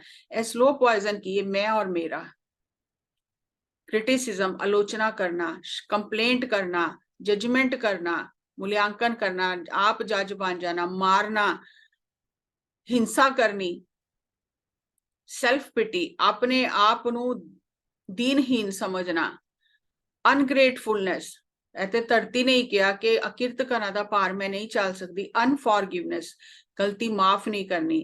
लोग अपने आप नू भी माफ नहीं करते, मेरे को किस तरह हो गया। और ए जेड़े साडे, अगर असी इन्हां चीज़ां नाल रह रहे, साडा मन विच ये सब चीज़ां हावी ने, ते फिर असी खुद देखिए अज साइंस इस चीज़ नू कह रही है कि ए जेड़े चीज़ां साडे, अगर ए भावना साडे च हावी ने, ते फिर साडी स्थिति की है। और जिन्ना ए नकारात्मक भावना साडे ते हावी होणगियां, साडी आत्मा कभी उत्ते कदी उठ ही नहीं सकती। और अज साइंस ये कहती है कि ज्यों-ज्यों बंदे दे विचार बदलते ने, त्यों-त्यों ਉਹਦੇ ਵਿਚਾਰਾਂ ਦੀ ਅਵਸਥਾ ਵੀ ਬਦਲਦੀ। ਅਸੀਂ ਕਹਿੰਦੇ ਸਾਨੂੰ ਬਹੁਤ ਵਿਚਾਰ ਆਉਂਦੇ ਨੇ, ਬਹੁਤ ਵਿਚਾਰ ਆਉਂਦੇ ਨੇ, ਲੇਕਿਨ ਅਗਰ ਅਸੀਂ ਇਹ ਸਾਰੀਆਂ ਚੀਜ਼ਾਂ ਕਰ ਰਹੇ ਆ ਤੇ ਕਦੀ ਵੀ ਵਿਚਾਰ ਘੱਟ ਨਹੀਂ ਹੋਣਗੇ, ਵਿਚਾਰ ਆਉਂਦੇ ਹੀ ਰਹਿਣਗੇ। ਔਰ ਜਿਉਂ-ਜਿਉਂ ਵਿਚਾਰ ਘੱਟ ਹੁੰਦੇ ਨੇ, ਬੰਦਾ ਇਹਨਾਂ ਚੀਜ਼ਾਂ ਦੀ ਪਰਹੇਜ਼ ਕਰਦਾ ਹੈ, ਸਾਧਨਾ ਕਰ ਰਿਹਾ, ਧਿਆਨ ਕਰ ਰਿਹਾ, ਨਾਮ ਜਪ ਰਿਹਾ ਜਾਂ ਸੇਵਾ ਕਰ ਰਿਹਾ, ਲੇਕਿਨ ਨਾਲ ਉਹਨੇ ਇਹਨਾਂ ਚੀਜ਼ਾਂ ਦੀ ਪਰਹੇਜ਼ ਰੱਖੀ ਹੈ, ਕਿਉਂਕਿ ਅੰਮ੍ਰਿਤ ਔਰ ਵਿਸ਼ ਇਕੱਠੇ ਰਹਿ ਨਹੀਂ ਸਕਦੇ। अगर इन्हां चीज़ां दी परहेज रखी, जिस तरह आत्मा उपर उठेगी, जिस तरह तुसी पिक्चर च देख रहे हो, अपने आप ही विचार घटते जाणगे। अल्फा स्टेट विच बहुत घट विचार होणगे, उत्थों साडा सैल्फ ट्रांसफॉर्मेशन शुरू होंदा है। जिस वेले असीं परहेज करने आ, साडे विचार घटदे ने, असीं साधना करने आ, असीं धीरे धीरे अल्फा स्टेट विच पहुंचने आ, और उत्थों साडा सैल्फ ट्रांसफॉर्मेशन शुरू होंदा है। फिर उस तो होर उत्ते उठने आ, फिर असीं थीटा स्टेट विच पहुंचने आ, और थीटा स्टेट विच सानू प्योर परमात्मा दी जिहड़ी एनर्जी है, जिन्हों ताओ कहा जाता है, कि वह हर वक्त परमात्मा दीयां झलकां मिलदियां रहिंदियां ने, बंदे नूं सतोरी भी कहा जाता है। ते जिस वेले डेल्टा स्थिति आ जाती है, बहुत ही घट 0 तो 5 विचार रह जाते हैं, कोई आलतू फालतू बेकार का विचार है ही नहीं। वो साडी वो अवस्था है जिन्हों, जिथे आत्मा ने अपने परमात्मा स्वरूप नूं पहचान लिया। ते संत भगत उस अवस्था विच रहिंदे ने, ते आम इंसान जिहड़ा ओह बीटा अवस्था च रहिंदा है, कि इन्हां विचारां विच ही उलझिया रहिंदा है, और ओह चाहता है कि मैं परमात्मा दे रस्ते ते चलां, लेकिन जब तक वो ये चीज़ां नहीं छड्डेगा, इन्हां तो परहेज नहीं करेगा, तब तक वो दुखी ही रहेगा। और ज्यों-ज्यों ऊपर उठेगा साधना करके, फिर हौली हौली उहदे विचार घटणगे। ये कोई जादू दी छड़ी नहीं है कि आज विचार, आज असीं बैठे ते साडे 40 दिन सब विचार ठीक हो जाणगे, घट जाणगे, नहीं, क्योंकि असीं संसार ते रहने आ, कई तरह दी एनर्जी साडे आस-पास हुंदी है, कई तरह दे लोग साडे आस-पास हुंदे ने, कईयां दा साडे ते प्रभाव पैंदा है। अज ते सब तो ज्यादा प्रभाव साडे ते सोशल मीडिया दा पैंदा है। तुसीं एक बार मोबाइल ऑन करके बैठ जाओ, पता ही नहीं चलता कि 2-3 घंटे कित्थे चले गए। ते ਉਹ ਸਾਰੀਆਂ ਚੀਜ਼ਾਂ ਦਾ ਜੋ ਸਾਡੇ ਤੇ ਪ੍ਰਭਾਵ ਪੈ ਰਿਹਾ, ਉਹ ਫਿਰ ਸਾਨੂੰ ਨਵੇਂ-ਨਵੇਂ ਵਿਚਾਰ ਸਹੀ ਜਾਂ ਗਲਤ ਲੈ ਕੇ ਆਉਂਦੀਆਂ ਨੇ। ਤੇ ਫਿਰ ਜਿਸ ਵੇਲੇ ਅਸੀਂ ਧਿਆਨ ਕਰਨੇ ਆ, ਉਹ ਵਿਚਾਰ ਸਾਡੇ ਦਿਮਾਗ 'ਚ ਘੁੰਮਦੇ ਨੇ। ਤੇ ਜੇ ਅਸੀਂ ਪਰਹੇਜ਼ ਕਰਾਂਗੇ, ਜੇ ਅਸੀਂ ਧਿਆਨ ਰੱਖਾਂਗੇ ਕਿ ਮੈਂ ਕੀ ਦੇਖਣਾ ਹੈ, ਕੀ ਸੁਣਨਾ ਹੈ, ਕੀ ਬੋਲਣਾ ਹੈ, ਆਟੋਮੈਟਿਕਲੀ ਸਾਡੇ ਵਿਚਾਰ ਘਟਦੇ ਜਾਣਗੇ, ਔਰ ਆਤਮਾ ਤੋਂ ਜਿਹੜੀ ਇਹ ਬੋਝ ਹੈ ਕਰਮਾਂ ਦਾ, ਇਹ ਹੌਲੀ ਹੌਲੀ ਘਟਦਾ ਜਾਏਗਾ, ਔਰ ਸਾਡੇ ਆਪਣੇ ਆਪ ਹੀ ਸਾਡੀ ਸਥਿਤੀ ਜਿਹੜੀ ਹੈ ਉਹ ਸਹਿਜ ਦੀ ਅਵਸਥਾ ਹੁੰਦੀ ਜਾਏਗੀ, ਅਵਸਥਾ ਸਾਡੀ ਬਦਲਦੀ ਜਾਏਗੀ, ਕਿਉਂਕਿ ਮਨ ਦੇ ਅੰਦਰ ਇਹ ਸਾਰਾ ਵਿਸ਼ ਇਕੱਠਾ ਹੋਇਆ ਜਿਹੜਾ ਸਾਨੂੰ ਅੱਗੇ ਨਹੀਂ ਵਧਣ ਦਿੰਦਾ। ਤੇ ਜਿਉਂ-ਜਿਉਂ ਅਸੀਂ ਨਾਮ ਦੀ ਦਵਾਈ ਲਾਂਗੇ, ਤਿਉਂ-ਤਿਉਂ ਇਹ ਵਿਸ਼ ਜਿਹੜਾ ਹੈ ਇਹ ਘਟਦਾ ਜਾਏਗਾ, ਖਤਮ ਹੁੰਦਾ ਜਾਏਗਾ। ਔਰ ਸਭ ਤੋਂ ਜਿਹੜੀ ਬੰਦੇ ਨੂੰ ਬਿਮਾਰੀ ਹੈ, ਔਰ ਇਸ ਚੀਜ਼ ਨੂੰ ਸਾਰਿਆਂ ਨੇ, ਸੰਤਾਂ ਭਗਤਾਂ ਨੇ, ਗੁਰੂਆਂ ਨੇ ਕਿਹਾ ਕਿ ਈਰਸ਼ਾ, ਅਸੀਂ ਆਪਣੇ ਤੋਂ ਅੱਗੇ ਕਿਸੇ ਨੂੰ ਦੇਖ ਹੀ ਨਹੀਂ ਸਕਦੇ, ਚਾਹੇ ਉਹ ਕੋਈ ਵੀ ਫੀਲਡ ਹੋਏ, ਚਾਹੇ ਉਹ ਸੰਸਾਰੀ ਹੋਏ, ਚਾਹੇ ਬੰਦਾ ਨੌਕਰੀ ਕਰ ਰਿਹਾ ਹੈ, ਚਾਹੇ ਬੰਦਾ ਵਪਾਰ ਕਰ ਰਿਹਾ ਹੈ, ਜਾਂ ਬੰਦਾ ਅਧਿਆਤਮ ਦੇ ਰਸਤੇ ਤੇ ਚੱਲ ਰਿਹਾ ਹੈ, ਤਾਂ ਵੀ ਉਹ ਆਪਣੇ ਤੋਂ ਅੱਗੇ ਕਿਸੇ ਨੂੰ ਦੇਖ ਨਹੀਂ ਸਕਦਾ। ਔਰ ਐਸੇ ਵੀ ਚੇਲੇ ਹੁੰਦੇ ਨੇ ਜਿਹੜੇ ਫਿਰ ਗੁਰੂ ਦਾ ਵੀ ਕਤਲ ਕਰ ਦਿੰਦੇ ਨੇ ਕਿ ਇਹਦੀ ਪੋਜੀਸ਼ਨ ਮੈਨੂੰ ਮਿਲ ਜਾਏ। ਜੈਲਸੀ ਔਰ ਇਹ ਈਰਸ਼ਾ ਇੰਨੀ ਵੱਧ ਜਾਂਦੀ ਹੈ ਕਿ ਫਿਰ ਬੰਦੇ ਨੂੰ ਆਪਣਾ ਪਰਾਇਆ ਕੁਝ ਨਹੀਂ ਦਿਸਦਾ, ਔਰ ਈਰਸ਼ਾ ਕਰਕੇ ਹੀ ਬੰਦਾ ਫਿਰ ਸਾਰੀਆਂ ਗਲਤੀਆਂ ਕਰਦਾ ਹੈ, ਕਿਉਂਕਿ ਉਹਨੂੰ ਬੰਦੇ ਨੂੰ ਪਿੱਛੇ ਨਹੀਂ ਹਟਾ ਸਕਦਾ, ਫਿਰ ਉਹਦੀ ਨਿੰਦਾ ਚੁਗਲੀ ਕਰਦਾ ਹੈ। फिर ओदी गलत अफवाहां फैलांदा, ओदे बारे च गलत गल्लां फैलांदा है कि किसी तरह ए पिछे होए, एदी जगह मैनू मिल जाए, मैं अगे हो जावां। ते ओह कह रहे ने कि सारियां बुराइयां दी शुरुआत फिर ईर्षा तो होंदी है, क्योंकि ईर्षा दे वस होके बंदा फिर सारे काम करदा है। ते श्री गुरु नानक देव जी एक नगर विच गए, उत्थे बहुत ही अमीरी है, हर तरह की सुख सुविधा है, और वो लोग प्राणायाम भी करते ने, गोरख दे वो चेले ने, और गोरख ने उन्होंने, गोरखनाथ जिहड़े होए ने उन्होंने प्राण दा संयम दस्या। और वो जिस वेले किसी दी मृत्यु आंदी है तो उन्होंने पहले ही पता लग जाता है, तो वो जाके अपने ब्रह्मरंध्र मतलब दसम द्वार ते प्राण चढ़ा के फिर शरीर छोड़ते हैं। इन्नी साधना, इन्नियां सिद्धियां गोरखनाथ जी ने उन्होंने सिखाइया। लेकिन जिस वेले श्री गुरु नानक देव जी उत्थे गए ते उन्होंने फिर गुरु नानक देव जी ने कहा कि सब कुछ है साडे कोल, प्राणा दा संयम भी है, लेकिन ईर्षा बहुत है। अपने तो जिहड़ा अगे वे ओनू देख के बहुत ईर्षा होंदी है, और असी ईर्षा दी अगन विच जल रहे हैं। वो साखी जिहड़ी है वो हिरन खंड एक जगह है, जिथे श्री गुरु नानक देव जी जिस वेले खंडा दी उन्होंने यात्रा की, हिरन खंड विच गए ते उत्थे उन्होंने कहा कि ईर्षा तो बाहर निकलने का सानू कोई रस्ता दसो, क्योंकि ईर्षा दी अगन विच असी बहुत जल रहे हैं कि अपने तो जिहड़ा अगे ओनू देख के सानू बहुत ईर्षा होंदी है हर तरह नाल। उत्थे श्री गुरु नानक देव जी उन्होंने कहा कि ईर्षा नू तुसी छड्डो, जे तुसी सतनाम दा जाप करोगे, उठ के मिल के सत्संग करोगे, ते इस चीज ते विचार करोगे कि ओनू भी ते परमात्मा ने बनाया, ते जिस तरह दे जिहदे कर्म ने, जिस तरह दे जिहदे पिछले जन्मां दे कर्मां दे हिसाब नाल ओहदे अंदर गुण अवगुण ने, ते ओनू भी ते परमात्मा ने बनाया। ते जिन्नू परमात्मा ने बनाया, जिन्नू परमात्मा अगे कर रहा, ओनू तुसी पिछे किस तरह कर सकते हो? ते श्री गुरु नानक देव जी ने कहा जिस वेले तुसी परमात्मा दा ध्यान करोगे, फिर तुहाडे अंदरों हौली हौली ईर्षा घटेगी। जेड़ा अपने तो अगे वे ओनू देख के खुश होना, और जेड़ा पिछे वे ओनू अगे वधाना, ते तुसी अपने आप ही अगे वधोगे। और यही सिद्धांत जिहड़ा ब्रह्म विहार, जिस तरह बौद्ध भिक्षुआ ने पूछा गौतम बुद्ध कोलों कि ब्रह्म विहार की है, एक ब्रह्म ज्ञानी किस तरह जींदा है, ते उन्होंने चार ही सिद्धांत दिते, मैत्री, करुणा, मुदिता, उपेक्षा, कि जेड़ा अपने नाल जेड़ा बराबर दा ज्ञानी है या ओदा स्टेटस बराबर है, ओदे नाल मित्रता करनी, जेड़ा पिछे वे ओनू देख के अगे वधा के खुश होना, जेड़ा अपने तो अगे वे ओनू देख के खुश होना, मुदिता, ते जेड़ा पिछे वे ओनू अगे वधाना, करुणा, ते जे तुहानू लग रहा है कि नहीं ए नहीं चल सकदा नाल साडे, या एदे नाल साडा नहीं मैच करदा, ते उपेक्षा। उत्थे उन्होंने उपेक्षा शब्द यूज किया, नफरत नहीं, कि थोड़ा डिस्टेंस मेनटेन करो। हुण तुसी किसी नू ध्यान सिखाया, बार बार तुसी ओनू कहो, कह रहे नहीं मैं नहीं करना, मैनू ए हो रहा, ते तुहानू समझ आ जानी चाहिए कि नहीं एदा अजे समय नहीं आया, ठीक है, एदे ते ज्यादा मेहनत करने की जरूरत नहीं है। ते उपेक्षा, नफरत नहीं करनी, उपेक्षा, जिन्नी जरूरत है उन्नी गल करनी, उत्थे अपना टाइम नहीं खराब करना।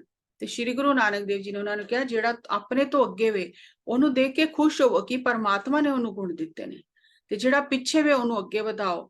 ते जिस वेले तुसी सतनाम दा जाप करोगे, तुहाडी ईर्षा अपने आप घटदी चली जाएगी। और राजा शिवनाभ नू भी श्री गुरु नानक देव जी ने बहुत, राजा शिवनाभ नाल बहुत वड्डी साखी गल्लां होईयां, बहुत उन्हें सवाल जवाब किए, ते उन्हें भी पूछा कि गुरु जी ईर्षा तो किस तरह बचिया जाए, ते उन्होंने भी श्री गुरु नानक देव जी ने यही कहा कि जेड़ा अपने तो पिछे ओनू अगे वधाओ, जे तुसी किसी नू अगे वधाओगे ते परमात्मा तुहानू अगे वधाएगा। जेड़ा अगे वे ओनू पिछे नहीं खिंचना, अगर असी पिछे ओनू खिंच रहे हैं तो फिर असी भी पिछे ही गिरांगे।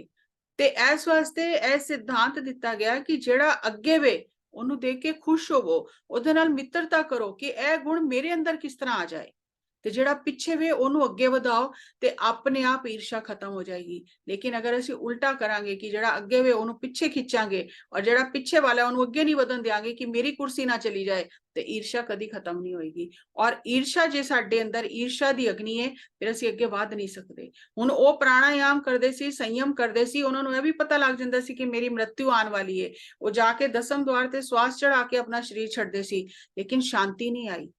शांति आई गुरु दे उपदेश नाल, ते गुरु दे दिते हुए उपदेश ते जिस टाइम चलांगे तां ही शांति आएगी, तां ही साडे मन दीयां जिहड़ियां वृत्तियां ने ਇਹ ਦੂਰ ਹੋਣਗੀਆਂ, ਇਹ ਕਮਜ਼ੋਰ ਹੋ ਕੇ ਨਿਕਲ ਜਾਣਗੀਆਂ। ਸ਼੍ਰੀ ਗੁਰੂ ਨਾਨਕ ਦੇਵ ਜੀ ਜਿਸ ਵੇਲੇ ਆਪਣੀ ਬਾਲ ਅਵਸਥਾ ਵਿੱਚ ਸਨ ਸਰੀਰ ਦੀ, ਤੇ ਉਸ ਵੇਲੇ ਬੋਲਣਾ ਬੰਦ ਕਰ ਦਿੱਤਾ, ਖਾਣਾ ਬੰਦ ਕਰ ਦਿੱਤਾ, ਸਾਰਾ ਦਿਨ ਲੇਟੇ ਰਹਿੰਦੇ ਨੇ। ਮਾਤਾ ਪਿਤਾ ਦੇਖ ਕੇ ਉਦਾਸ ਹੁੰਦੇ ਨੇ, ਔਰ ਸਾਰੇ ਜਿਹੜੇ ਰਿਸ਼ਤੇਦਾਰ ਨੇ ਉਦਾਸ ਹੁੰਦੇ ਨੇ ਕਿ ਕੀ ਹੋ ਗਿਆ ਸ਼੍ਰੀ ਗੁਰੂ ਨਾਨਕ ਦੇਵ ਜੀ ਨੂੰ, ਬੋਲਦੇ ਕਿਉਂ ਨਹੀਂ, ਗੱਲ ਕਿਉਂ ਨਹੀਂ ਕਰਦੇ, ਬੱਚਿਆਂ ਨਾਲ ਖੇਲਦੇ ਨਹੀਂ ਨੇ, ਬਾਹਰ ਨਹੀਂ ਨਿਕਲਦੇ, ਕਿਧਰੇ ਜਾਂਦੇ ਨਹੀਂ ਨੇ, ਆਂਦੇ ਨਹੀਂ ਨੇ। ਤੇ ਪਿਤਾ ਕਾਲੂ ਨੂੰ ਸਾਰੇ ਕਹਿਣ ਲੱਗ ਗਏ ਕਿ ਤੂੰ ਕੁਛ ਵੈਦ ਨੂੰ ਬੁਲਾ, ਕੀ ਪਤਾ ਕੋਈ ਅੰਦਰ ਬਿਮਾਰੀ ਹੈ, ਕੋਈ ਰੋਗ ਹੈ, ਜੋ ਉੱਠਦੇ ਹੀ ਨਹੀਂ ਨੇ, ਆਲਸ ਕਰਕੇ ਪਏ ਰਹਿੰਦੇ ਨੇ, ਤੇ ਉਹ ਦਵਾਈ ਦੇਗਾ ਤੇ ਠੀਕ ਹੋ ਜਾਣਗੇ। ਤੇ ਵੈਦ ਹਰਦਾਸ ਨੂੰ ਪਿਤਾ ਕਾਲੂ ਬੁਲਾ ਕੇ ਲਿਆਏ। ਤੇ ਵੈਦ ਹਰਦਾਸ ਨੇ ਜਿਸ ਟਾਈਮ ਸ਼੍ਰੀ ਗੁਰੂ ਨਾਨਕ ਦੇਵ ਜੀ ਦੀ ਬਾਹ ਪਕੜੀ, ਆ ਕੇ ਲੇਟੇ ਨੇ ਮੰਜੇ ਤੇ ਆ ਕੇ ਹਰਦਾਸ ਵੈਦ ਨੇ ਬਾਹ ਪਕੜੀ, ਤੇ ਗੁਰੂ ਨਾਨਕ ਦੇਵ ਜੀ ਨੇ ਕਿਹਾ ਮੇਰੀ ਬਾਹ ਛੱਡ ਦੇ, ਤੂੰ ਕੀ ਜਾਣ ਕੇ ਮੇਰੀ ਬਾਹ ਪਕੜੀ। ਤੇ ਹਰਦਾਸ ਨੇ ਕਿਹਾ ਵੈਦ ਨੇ ਕਿ ਮੈਂ ਦੇਖਾਂਗਾ ਤੁਹਾਡੀ ਨਾੜੀ ਕਿਸ ਤਰ੍ਹਾਂ ਚੱਲ ਰਹੀ ਹੈ, ਜੋ ਤੁਹਾਨੂੰ ਰੋਗ ਹੈ ਉਹਦੀ ਦਵਾਈ ਦਿਆਂਗਾ। ਤੇ ਉਹਨਾਂ ਨੇ ਕਿਹਾ ਜਿਹੜਾ ਮੈਨੂੰ ਰੋਗ ਹੈ ਉਹਦੀ ਦਵਾਈ ਤੇ ਤੇਰੇ ਕੋਲ ਹੈ ਹੀ ਨਹੀਂ। ਤੇ ਉੱਥੇ ਸ਼੍ਰੀ ਗੁਰੂ ਨਾਨਕ ਦੇਵ ਜੀ ਨੇ ਮਨੁੱਖਤਾ ਨੂੰ ਸਮਝਾਉਣ ਲਈ ਦੱਸਿਆ ਕਿ ਇਨਸਾਨ ਨੂੰ 4 ਰੋਗ ਲੱਗੇ ਨੇ। ਤੇ ਫਿਰ ਵੈਦ ਨੇ ਪੁੱਛਿਆ ਜੇ ਮੇਰੇ ਕੋਲ ਦਵਾਈ ਨਹੀਂ ਹੈ, ਮੈਨੂੰ ਰੋਗ ਦਾ ਵੀ ਪਤਾ ਨਹੀਂ ਹੈ, ਇੱਕ ਉਦਾਹਰਨ ਆਂਦੀ ਹੈ ਵੈਦਾ ਮੇਰੀ ਬਾਹ ਛੱਡ ਦੇ, ਤੈਨੂੰ ਰੋਗ ਦਾ ਪਤਾ ਨਹੀਂ ਲੱਗਦਾ। ਤੇ ਫਿਰ ਉਹਨੇ ਪੁੱਛਿਆ, ਉਹਨਾਂ ਨੇ ਕਿਹਾ ਪਹਿਲੇ ਤੂੰ ਆਪਣਾ ਇਲਾਜ ਕੀਤਾ, ਤੇਰਾ ਰੋਗ ਦੂਰ ਹੋਇਆ ਜੋ ਤੂੰ ਮੇਰਾ ਇਲਾਜ ਕਰ ਰਿਹਾ। ਤੇ ਫਿਰ ਉਹ ਹਰਦਾਸ ਵੈਦ ਨੇ ਪੁੱਛਿਆ ਮੈਨੂੰ ਕਿਹੜਾ ਰੋਗ ਹੈ, ਮੈਨੂੰ ਤੇ ਪਤਾ ਹੀ ਨਹੀਂ। ਤੇ ਸ਼੍ਰੀ ਗੁਰੂ ਨਾਨਕ ਦੇਵ ਜੀ ਨੇ ਉੱਥੇ ਦੱਸਿਆ, ਉਹਦੇ ਮਾਧਿਅਮ ਨਾਲ ਉਹਦੇ ਪਰਥਾਏ ਸ਼ਬਦ ਵੀ ਉਚਾਰਿਆ, ਦੱਸਿਆ ਕਿ ਹਰ ਇੱਕ ਮਨੁੱਖ ਨੂੰ 4 ਰੋਗ ਲੱਗੇ ਨੇ ਜਿਹਦਾ ਉਹਦੇ ਕੋਲ ਇਲਾਜ ਨਹੀਂ ਹੈ, ਔਰ ਉਹਦੇ ਕਰਕੇ ਉਹਦੀ ਆਤਮਾ ਦੁਖੀ ਹੈ। ਤੇ ਪਹਿਲਾ ਜਿਹੜਾ ਦੁੱਖ ਕਿਹਾ, ਦੁੱਖ ਵਿਛੋੜਾ, ਪਰਮਾਤਮਾ ਤੋਂ ਆਤਮਾ ਵਿਛੜ ਗਈ, ਇਸ ਵਾਸਤੇ ਉਹ ਦੁਖੀ ਹੈ, ਅੰਦਰੋਂ ਦੁਖੀ ਹੈ। ਜਿਸ ਤਰ੍ਹਾਂ ਸਮੁੰਦਰ ਹੈ, ਸਮੁੰਦਰ ਤੋਂ ਪਾਣੀ ਦੀਆਂ ਲਹਿਰਾਂ ਵਿਛੜ ਕੇ ਅਲੱਗ ਹੋ ਕੇ ਤਲਾਬ ਬਣ ਗਿਆ ਇੱਕ ਸਾਈਡ ਤੇ, ਹੁਣ ਸਮੁੰਦਰ ਤੇ ਲਹਿਰਾਂ ਉੱਠ ਰਹੀਆਂ ਨੇ, ਬੈਠ ਰਹੀਆਂ ਨੇ, ਪਾਣੀ ਬਹਿ ਰਿਹਾ ਤੇ ਸਵੱਛ ਹੈ, ਲੇਕਿਨ ਉਹ ਜਿਹੜਾ ਤਲਾਬ ਵਿੱਚ ਪਾਣੀ ਰੁਕ ਗਿਆ ਉਹ ਬਦਬੂ ਮਾਰਨ ਲੱਗ ਗਿਆ, ਕਿਉਂਕਿ ਹੁਣ ਉਹਦੇ ਅੰਦਰ ਪਿੱਛੋਂ ਪਾਣੀ ਆ ਨਹੀਂ ਰਿਹਾ ਤਾਜ਼ਾ। ਤੇ ਉਹ ਕਹਿ ਰਹੇ ਨੇ ਐਸੇ ਤਰ੍ਹਾਂ ਆਤਮਾ ਪਰਮਾਤਮਾ ਦੀ ਅੰਸ਼ ਹੈ, ਉਹਦੇ ਤੋਂ ਵਿਛੜੀ ਹੈ, ਔਰ ਉਹ ਹੁਣ ਤੜਪ ਰਹੀ ਹੈ, ਉਹਨੂੰ ਇਹ ਦੁੱਖ ਲੱਗਾ ਹੋਇਆ ਕਿ ਮੈਂ ਕਦੋਂ ਪਰਮਾਤਮਾ ਨਾਲ ਮਿਲਾਂਗੀ।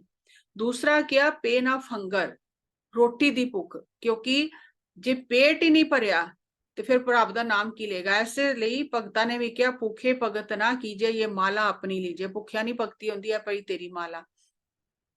ਕਿਉਂਕਿ पेट ਤਾਂ ਹੀ ਲੰਗਰ ਔਰ ਇਹ ਸਿਧਾਂਤ ਦਿੱਤਾ ਕਿ ਪਹਿਲੇ ਪੰਗਤ ਫਿਰ ਸੰਗਤ, ਪਹਿਲੇ पेट ਭਰੋ ਔਰ ਫਿਰ ਆ ਕੇ ਸੰਗਤ ਕਰੋ।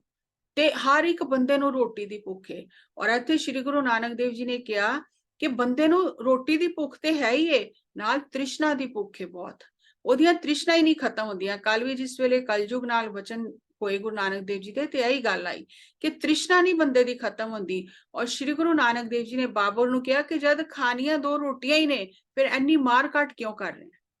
ਕਿਉਂਕਿ ਜਿਹੜੇ ਰਾਜੇ ਨੇ, ਜਿਉਂ-ਜਿਉਂ ਬੰਦਾ ਅੱਗੇ ਵੱਧਦਾ ਹੈ, ਜਿਉਂ-ਜਿਉਂ ਪੈਸਾ ਉਹਦੇ ਕੋਲ ਆਂਦਾ ਹੈ, ਜਿਉਂ-ਜਿਉਂ ਅੱਗੇ ਵੱਧਦਾ ਹੈ, ਉਹਦੀ ਤ੍ਰਿਸ਼ਨਾ ਹੋਰ ਵੱਧਦੀ ਜਾਂਦੀ, ਉਹ ਭੁੱਖ ਸ਼ਾਂਤ ਹੀ ਨਹੀਂ ਹੁੰਦੀ। ਉਹ ਇਸ ਤਰ੍ਹਾਂ ਹੀ ਹੈ ਜਿਸ ਤਰ੍ਹਾਂ ਤੁਸੀਂ ਯੱਗ ਵਿੱਚ ਘੀ ਪਾਈ ਜਾ ਰਹੇ ਹੋ ਤੇ ਉਹ ਸ਼ਾਂਤ ਹੀ ਨਹੀਂ ਹੁੰਦੀ, ਅਗਨੀ ਹੋਰ ਭੜਕਦੀ ਰਹਿੰਦੀ ਹੈ। ਤੇ ਉਹ ਕਹਿ ਰਹੇ ਨੇ ਹਰ ਬੰਦੇ ਨੂੰ ਤ੍ਰਿਸ਼ਨਾ ਦੀ ਭੁੱਖ ਲੱਗੀ ਹੈ, ਜਿਹਦੇ ਕਰਕੇ ਬੰਦਾ ਦੁਖੀ ਹੈ। ਤੀਸਰਾ ਜਿਹੜਾ ਰੋਗ ਲੱਗਾ ਹੈ ਮ੍ਰਿਤਿੂ, ਮ੍ਰਿਤਿੂ ਦਾ ਡਰ, ਮੈਸੇਂਜਰ ਆਫ ਡੈਥ, ਕਿ ਕਦੀ ਵੀ ਪਰਮਾਤਮਾ ਦੇ ਦੂਤ ਆਣਗੇ, ਜਮਦੂਤ ਆਣਗੇ ਔਰ ਮੇਰੀ ਆਤਮਾ ਨੂੰ ਕੱਢ ਕੇ ਲੈ ਜਾਣਗੇ। ਹਰ ਇੱਕ ਨੂੰ ਪਤਾ ਅਸੀਂ ਸਰੀਰ ਛੱਡ ਕੇ ਜਾਣਾ ਹੈ, ਲੇਕਿਨ ਡਰ ਹੈ, ਫਿਰ ਵੀ ਮ੍ਰਿਤਿੂ ਦਾ ਡਰ ਹੈ ਕਿ ਮੈਂ ਕਿਸੇ ਤਰੀਕੇ ਨਾਲ ਬਚ ਜਾਵਾਂ, ਲੇਕਿਨ ਬਚ ਨਹੀਂ ਸਕਦੇ, ਮ੍ਰਿਤਿੂ ਨੇ ਤੇ ਲੈ ਕੇ ਜਾਣਾ ਹੈ। ਔਰ ਅਗਰ ਅਸੀਂ ਸਾਧਨਾ ਨਹੀਂ ਕਰ ਰਹੇ, ਗੁਰੂ ਦੇ ਦੱਸੇ ਮਾਰਗ ਤੇ ਨਹੀਂ ਚੱਲ ਰਹੇ, ਤੇ ਇਹ ਡਰ ਦੂਰ ਨਹੀਂ ਹੋਏਗਾ ਮ੍ਰਿਤਿੂ ਦਾ। ਚੌਥਾ ਬਿਮਾਰੀ, ਕੋਈ ਬਿਮਾਰੀ ਨਾ ਲੱਗ ਜਾਏ, ਕੋਈ ਬਿਮਾਰ ਹੋ ਜਾਂਦੇ ਆ, ਉਹ ਸਭ ਤੋਂ ਵੱਡਾ ਦੁੱਖ ਬਿਮਾਰੀ। ਚੌਥਾ ਦੁੱਖ ਹੈ ਸਰੀਰ ਨੂੰ ਬਿਮਾਰੀ ਦਾ ਲੱਗਣਾ। ਹੁਣ ਸ਼੍ਰੀ ਗੁਰੂ ਨਾਨਕ ਦੇਵ ਜੀ ਕਹਿੰਦੇ ਨੇ ਕਿ ਸਾਡੀ ਸੋਚ ਅਲੱਗ ਹੈ ਔਰ ਗੁਰੂਆਂ ਦੀ ਸੰਤਾਂ ਦੀ ਸੋਚ ਅਲੱਗ ਹੈ। ਅਸੀਂ ਕਹਿੰਦੇ ਦੁੱਖ ਲੱਗਾ ਤੇ ਬੜੇ ਅਸੀਂ ਪਰੇਸ਼ਾਨ ਆ, ਲੇਕਿਨ ਸ਼੍ਰੀ ਗੁਰੂ ਨਾਨਕ ਦੇਵ ਜੀ ਨੇ ਕਿਹਾ ਦੁੱਖ ਜਿਹੜਾ ਉਹ ਦਵਾ ਹੈ। ਜਿਸ ਤਰ੍ਹਾਂ ਸਿੱਧਾ ਬੰਦਾ ਜ਼ਹਿਰ ਖਾਏ ਤੇ ਉਹ ਮਰ ਜਾਏਗਾ, ਅਗਰ ਬੰਦਾ ਦੁੱਖ ਦੇ ਸਮੇਂ ਦੁੱਖ ਕਰਕੇ ਹੀ ਪਰੇਸ਼ਾਨ ਹੈ ਤੇ ਫਿਰ ਉਹ ਬੰਦਾ ਦੁਖੀ ਹੋ ਕੇ ਆਤਮ ਹੱਤਿਆ ਵੀ ਕਰਦਾ ਹੈ, ਗਲਤ ਕੰਮ ਵੀ ਕਰਦਾ ਹੈ, ਗਲਤ ਸੰਗਤ ਵੀ ਪਕੜ ਲੈਂਦਾ ਹੈ, ਸ਼ਰਾਬ ਪੀਣੀ ਸ਼ੁਰੂ ਕਰ ਦੇਗਾ, ਗਲਤ ਸੰਗਤ ਵਿੱਚ ਚਲਾ ਜਾਏਗਾ ਆਪਣੇ ਦੁੱਖ ਨੂੰ ਭੁਲਾਉਣ ਲਈ, ਤੇ ਉਹ ਸਿੱਧਾ ਜ਼ਹਿਰ ਖਾ ਰਿਹਾ। ਤੇ ਜੇ ਉਹਨੇ ਪਰਮਾਤਮਾ ਦਾ ਰਸਤਾ ਪਕੜ ਲਿਆ, ਜੇ ਦੁੱਖ ਨੇ ਉਹਨੂੰ ਪਰਮਾਤਮਾ ਦੀ ਤਰਫ ਮੋੜ ਦਿੱਤਾ, ਉਹ ਹੁਣ ਉਹ ਦੁੱਖ ਦਵਾਈ ਬਣ ਗਿਆ, ਤੇ ਉਹ ਦਵਾਈ ਜਿਹੜੀ ਹੈ ਉਹ ਸਾਰੀਆਂ ਬਿਮਾਰੀਆਂ ਨੂੰ ਖਤਮ ਕਰ ਦੇਗੀ। ਸਿੱਧਾ ਅਗਰ ਦੁੱਖ ਹੈ ਉਹ ਚਿੰਤਾ ਪੈਦਾ ਕਰਦਾ ਹੈ, ਲੇਕਿਨ ਜਿਸ ਟਾਈਮ ਉਹਦੇ ਅੰਦਰ ਪਰਮਾਤਮਾ ਦੇ ਨਾਮ ਦੀ, ਧਿਆਨ ਦੀ ਜੜੀ ਬੂਟੀ ਮਿਲ ਜਾਂਦੀ ਹੈ, ਤੇ ਉਹੀ ਦੁੱਖ ਦਵਾਈ ਬਣ ਜਾਂਦਾ ਹੈ, ਤੇ ਸਾਰੇ ਵਿਕਾਰ ਦੂਰ ਹੋ ਜਾਂਦੇ ਨੇ। ਤੇ ਜਿਹੜਾ ਦੁੱਖ ਪਰਮਾਤਮਾ ਦੇ ਪਾਸੇ ਲੈ ਜਾਏ, ਪਰਮਾਤਮਾ ਨਾਲ ਮਿਲਾ ਦੇ, ਉਹ ਦੁੱਖ ਦਵਾਈ ਬਣ ਜਾਂਦਾ। ਤੁਸੀਂ ਕਿੰਨੇ ਅਨੁਭਵ ਪੀਐਮਸੀ ਤੇ ਸੁਣੇ, ਜਿਹੜੇ ਲੋਕ ਆਪਣੇ ਦੁੱਖਾਂ ਤੋਂ ਛੁਟਕਾਰਾ ਪਾਉਣ ਲਈ ਧਿਆਨ ਚ ਆਏ, ਔਰ ਦੁੱਖ ਵੀ ਦੂਰ ਹੋ ਗਏ, ਔਰ ਫਿਰ ਹੁਣ ਅਧਿਆਤਮ ਦੇ ਰਸਤੇ ਤੇ ਵੀ ਅੱਗੇ ਵਧ ਰਹੇ, ਕਿਉਂਕਿ ਉਹ ਦੁੱਖ ਨੇ ਪਰਮਾਤਮਾ ਨਾਲ ਜੋੜ ਦਿੱਤਾ। ਸ਼੍ਰੀ ਗੁਰੂ ਨਾਨਕ ਦੇਵ ਜੀ ਨੇ ਕਿਹਾ, ਦੁੱਖ ਦਾਰੂ ਸੁਖ ਰੋਗ ਪਿਆ। ਦੁੱਖ ਦਾਰੂ ਹੈ ਔਰ ਸੁਖ ਰੋਗ ਹੈ, ਦੁੱਖ ਇੱਥੇ ਆਇਆ ਨਹੀਂ। ਦੁੱਖ ਦਾਰੂ ਸੁਖ ਰੋਗ ਪਿਆ, ਜਾਂ ਸੁਖ ਤਾਮ ਨਾ ਹੋਈ।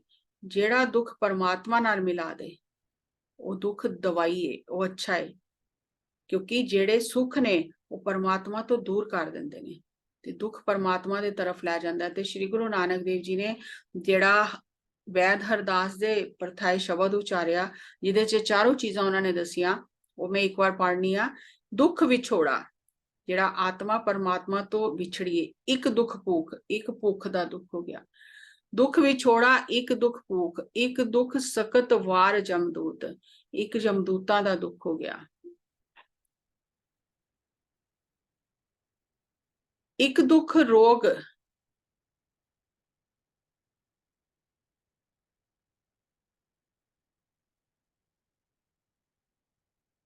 ਇੱਕ ਦੁੱਖ ਰੋਗ ਲਗੇ ਤਨ ਧਾਏ। ਜਿਹੜੇ ਰੋਗ ਲੱਗ ਗਏ ਤਨ ਨੂੰ, ਵੈਦ ਨਾ ਭੋਲੇ दारू ਲਾਏ। ਕਹਿ ਰਹੇ, ਹੇ ਮਾਸੂਮ ਵੈਦ, ਤੇਰੀ ਦਵਾਈ ਮੈਨੂੰ ਅਸਰ ਨਹੀਂ ਕਰੇਗੀ। ਦਰਦ ਹੋਵੇ ਦੁੱਖ ਰਹੇ ਸਰੀ, ਐਸਾ दारू ਲਗੇ ਨਾ ਪੀਰ। ਸਰੀਰ ਵਿੱਚ ਲਗਾਤਾਰ ਦਰਦ ਹੈ ਔਰ ਕੋਈ ਦਵਾਈ ਅਸਰ ਨਹੀਂ ਕਰ ਰਹੀ। ਖਸਮ ਵਿਸਾਰ ਕੀਏ ਰਸ ਭੋਗ, ਤਾਂ ਤਨ ਉੱਠ ਖਲੋਏ ਰੋਗ। ਹੁਣ ਉਹਨੂੰ ਉੱਥੇ ਦੱਸ ਰਹੇ ਨੇ ਕਿ ਰੋਗ ਲੱਗੇ ਕਿਉਂ, ਕਿਉਂਕਿ ਪਰਮਾਤਮਾ ਨੂੰ ਭੁਲਾ ਕੇ ਸੰਸਾਰ ਦੇ ਸੁੱਖਾਂ ਦੇ ਪਿੱਛੇ ਲੱਗ ਗਿਆ, ਸੰਸਾਰ ਦੇ ਭੋਗਾਂ ਦੇ ਪਿੱਛੇ ਲੱਗ ਗਿਆ, ਇਸ ਕਰਕੇ ਰੋਗ ਲੱਗ ਗਏ। ਮਨ ਅੰਧੇ ਕੋ ਮਿਲੇ ਸਜਾਏ, ਫਿਰ ਮਨ ਦੁਖੀ ਹੁੰਦਾ ਹੈ, ਰੋਂਦਾ ਹੈ ਬੰਦਾ, ਤੇ ਉਹ ਕਹਿ ਰਹੇ ਨੇ ਮਨ ਨੂੰ ਸਜ਼ਾ ਮਿਲਦੀ ਹੈ। ਪਰਮਾਤਮਾ ਨੂੰ ਭੁੱਲ ਕੇ ਜਿੰਨੇ ਵੀ ਰਸ ਭੋਗ ਦਾ ਆਨੰਦ ਲਿਆ, ਉਹ ਸਭ ਰੋਗ ਬਣ ਗਏ। ਵੈਦ ਨਾ ਭੋਲੇ दारू ਲਾਏ, ਕਹਿ ਰਹੇ ਤੇਰੇ ਕੋਲ ਉਸ ਰੋਗ ਦੀ ਦਵਾਈ ਨਹੀਂ ਹੈ। ਚੰਦਨ ਕਾ ਫਲ ਚੰਦਨ ਵਾਸ, ਮਾਨਸ ਕਾ ਫਲ ਘਟ ਮੇ ਸਾਸ। ਉਹ ਕਹਿ ਰਹੇ ਨੇ ਕਿ ਮਨੁੱਖ ਜੀਵਨ ਦਾ ਪਰਪਸ ਕੀ ਹੈ, ਮਨੁੱਖ ਦਾ, ਮਨੁੱਖ ਦਾ ਪਰਪਸ ਕੀ ਹੈ, ਜੀਵਨ ਲੈਣ ਦਾ, ਆਤਮਾ ਕਿਉਂ ਆਈ ਧਰਤੀ ਤੇ। ਕਹਿ ਰਹੇ ਨੇ ਜੇ ਚੰਦਨ ਦੇ ਵਿੱਚ ਖੁਸ਼ਬੂ ਨਹੀਂ ਹੈ, ਤੇ ਫਿਰ ਚੰਦਨ ਦਾ ਕੀ ਫਾਇਦਾ, ਕੋਈ ਖੁਸ਼ਬੂ ਨਹੀਂ ਹੈ। ਤੇ ਜੇ ਮਨੁੱਖ ਜਨਮ ਪਾ ਕੇ ਪਰਮਾਤਮਾ ਦਾ ਨਾਮ ਨਹੀਂ ਲਿਆ, ਪਰਮਾਤਮਾ ਨਾਲ ਨਹੀਂ ਜੁੜਿਆ, ਜਦ ਤੱਕ ਸਰੀਰ 'ਚ ਪ੍ਰਾਣ ਚੱਲ ਰਹੇ ਨੇ, ਜੇ ਉਹ ਪਰਮਾਤਮਾ ਨਾਲ ਨਹੀਂ ਜੁੜਿਆ, ਤੇ ਫਿਰ ਸਰੀਰ ਦਾ ਮਾਨਸ ਦਾ, ਮਨੁੱਖ ਜੀਵਨ ਦਾ ਫਲ ਤਾਂ ਹੀ ਹੈ ਜੀ ਜਦ ਤੱਕ ਸਵਾਸ ਚੱਲ ਰਹੇ ਨੇ ਉਹ ਪਰਮਾਤਮਾ ਨਾਲ ਜੁੜ ਜਾਏ। ਸਾਸ ਗਈਏ ਕੱਢਿਆ, ਸਾਸ ਗਈਏ ਕਾਇਆ ਢਲ ਪਾਏ, ਤਾਕੇ ਪਿੱਛੇ ਕੋਈ ਨਾ ਖਾਏ। ਜਿਸ ਵੇਲੇ ਸਵਾਸ ਛੋੜ ਜਾਣਗੇ, ਫਿਰ ਉਹ ਕੋਈ ਵੀ ਇੱਕ ਬੂੰਦ ਪਾਣੀ ਵੀ ਨਹੀਂ ਪੀ ਸਕਦਾ, ਨਾ ਕੋਈ ਕੁਝ ਖਾ ਸਕਦਾ ਹੈ। ਕੰਚਨ ਕਾਇਆ ਨਿਰਮਲ ਹੰਸ, ਜਿਸਮੇ ਨਾਮ ਨਿਰੰਜਨ ਹੰਸ। ਇਹ ਸਰੀਰ ਨੂੰ ਉਹਨਾਂ ਨੇ ਕਿਹਾ ਸਵਰਨ ਰੂਪੀ ਕਾਇਆ ਹੈ, ਜਿਹਦੇ ਚ ਬਹੁਤ ਸੋਹਣਾ ਪਿਓਰ ਆਤਮਾ ਰੂਪੀ ਹੰਸ ਵਸਦਾ ਹੈ। ਦੁੱਖ ਰੋਗ ਸਭ ਗਿਆ ਗਵਾਏ, ਨਾਨਕ ਛੂਟਤ ਸਾਚੇ ਨਾਏ। ਤੇ ਜੇ ਪਰਮਾਤਮਾ ਦੇ ਨਾਮ ਦੀ ਦਵਾਈ ਮਿਲ ਗਈ, ਤੇ ਸਾਰੇ ਰੋਗ ਦੂਰ ਹੋ ਜਾਣਗੇ। ਤੇ ਸ਼੍ਰੀ ਗੁਰੂ ਨਾਨਕ ਦੇਵ ਜੀ ਨੇ ਜੋ ਵੈਦ ਹਰਦਾਸ ਨੂੰ ਦੱਸਿਆ ਕਿ ਦੁੱਖ ਕਿਉਂ ਹੁੰਦੇ ਨੇ ਔਰ ਦੁੱਖ ਦੀ ਦਵਾਈ ਕੀ ਹੈ, ਉਹ ਸਾਡੇ ਸਾਰਿਆਂ ਵਾਸਤੇ ਵੇ। ਤੇ ਜੇ ਅਸੀਂ ਪਰਮਾਤਮਾ ਦਾ ਨਾਮ ਭੁਲਾ ਕੇ ਤੇ ਅਸੀਂ ਸੰਸਾਰ ਦੇ ਭੋਗਾਂ ਵਿੱਚ ਲੱਗੇ ਹਾਂ, ਤੇ ਫਿਰ ਤਾਂ ਹੀ ਰੋਗ ਹੁੰਦੇ ਨੇ। ਤਾਂ ਹੀ ਕਹਿੰਦੇ ਨੇ ਜਿਸ ਵੇਲੇ ਤੁਸੀਂ ਰੋਟੀ ਖਾਣ ਲੱਗੇ ਹੋ ਤੇ ਪਰਮਾਤਮਾ ਦਾ ਸ਼ੁਕਰਾਨਾ ਕਰੋ, ਪਾਣੀ ਪੀਣ ਲੱਗੇ ਹੋ ਪਰਮਾਤਮਾ ਦਾ ਸ਼ੁਕਰਾਨਾ ਕਰੋ। ਔਰ ਅਗਰ ਅਸੀਂ ਸ਼ੁਕਰਾਨਾ ਨਹੀਂ ਕਰ ਰਹੇ ਔਰ ਅਸੀਂ ਸਾਰੇ ਰਸ ਭੋਗ ਕਰ ਰਹੇ ਹਾਂ, ਅਸੀਂ ਨਾ ਕਿਰਤ ਕਰ ਰਹੇ ਹਾਂ, ਨਾ ਨਾਮ ਜਪ ਰਹੇ ਹਾਂ, ਨਾ ਵੰਡ ਕੇ ਛਕ ਰਹੇ ਹਾਂ, ਤੇ ਫਿਰ ਤੇ ਰੋਗ ਲੱਗਣਗੇ ਹੀ ਲੱਗਣਗੇ। ਫਿਰ ਵੀ ਪਰਮਾਤਮਾ ਕਿੰਨਾ ਦਿਆਲੂ ਹੈ, ਕਹਿ ਰਹੇ ਜਬ ਜਾਗੇ ਤभी ਸਵੇਰਾ। ਜਿਸ ਵੇਲੇ ਤੁਹਾਨੂੰ ਯਾਦ ਆ ਜਾਏ ਕਿ ਮੈਂ ਗਲਤੀਆਂ ਕੀਤੀਆਂ ਨੇ, ਸਾਨੂੰ ਯਾਦ ਆ ਜਾਏ ਕਿ ਤਾਂ ਸਾਨੂੰ ਰੋਗ ਲੱਗੇ ਨੇ, ਅਸੀਂ ਇਹ ਗਲਤੀਆਂ ਕੀਤੀਆਂ ਨੇ, ਤੇ ਜਿਸ ਵੇਲੇ ਅਸੀਂ ਉਹਨਾਂ ਗਲਤੀਆਂ ਨੂੰ ਸੁਧਾਰਨੇ ਆ, ਤੇ ਫਿਰ ਪਰਮਾਤਮਾ ਰੋਗ ਕੱਟ ਵੀ ਦਿੰਦਾ ਹੈ। ਔਰ ਇੱਥੇ ਅੱਜ ਮੈਂ ਇੱਕ ਮਾਤਾ ਸੁਲੱਖਣੀ ਜੀ ਦੀ ਸਾਖੀ ਲਈ ਕਿ ਜਿਹੜੇ ਗੁਰੂ, ਅਸੀਂ ਪਹਿਲੇ ਦਿਨ ਦੇਖਿਆ ਕਿ 7 ਜਿਹੜੇ ਤਪਸਵੀ ਸੀ, उन्होंने तपस्या की थी।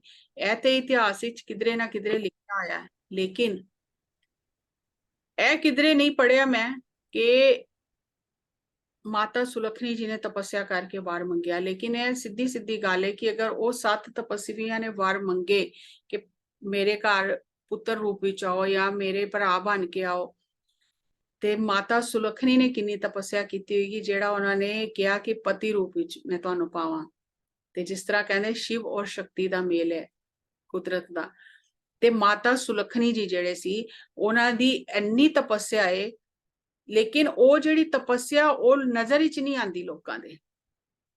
पत्नी की जिहड़ी तपस्या है वो नहीं नजर च आती। गुरु नानक देव जी ने उदासियां कीतियां, जगह जगह के यात्रा कीतियां, असीं सारियां असीं कथा सुनने आ। लेकिन माता सुलखनी जी ने घर रह के बच्चों की पालना की, घर परिवार ग्रस्त चलाया, ते किन्ने साल चारों उदासियां दे टाइम ते वो अपने पति तो अलग रहे, क्योंकि श्री गुरु नानक देव जी संसार का उद्धार करने लई यात्रा ही करते रहे।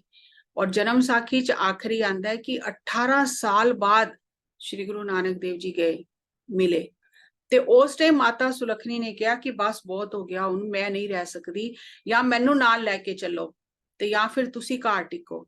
तो उस वेले श्री गुरु नानक देव जी ने माता सुलखनी जी नू कहा कि जे साडे नाल रहना है ते साडे कोल ते दुख भोग ने, दुख ने, ते जे राज भोग चाहिए ने ते या तलवंडी रहो ते या अपने इत्थे पेके घर रहो। ते माता सुलखनी जी ने कहा नहीं, मैनू सुख भोग नहीं चाहिए, मैनू तुहाडा नंग भुख भी कबूल है, तुहाडा साथ चाहिए।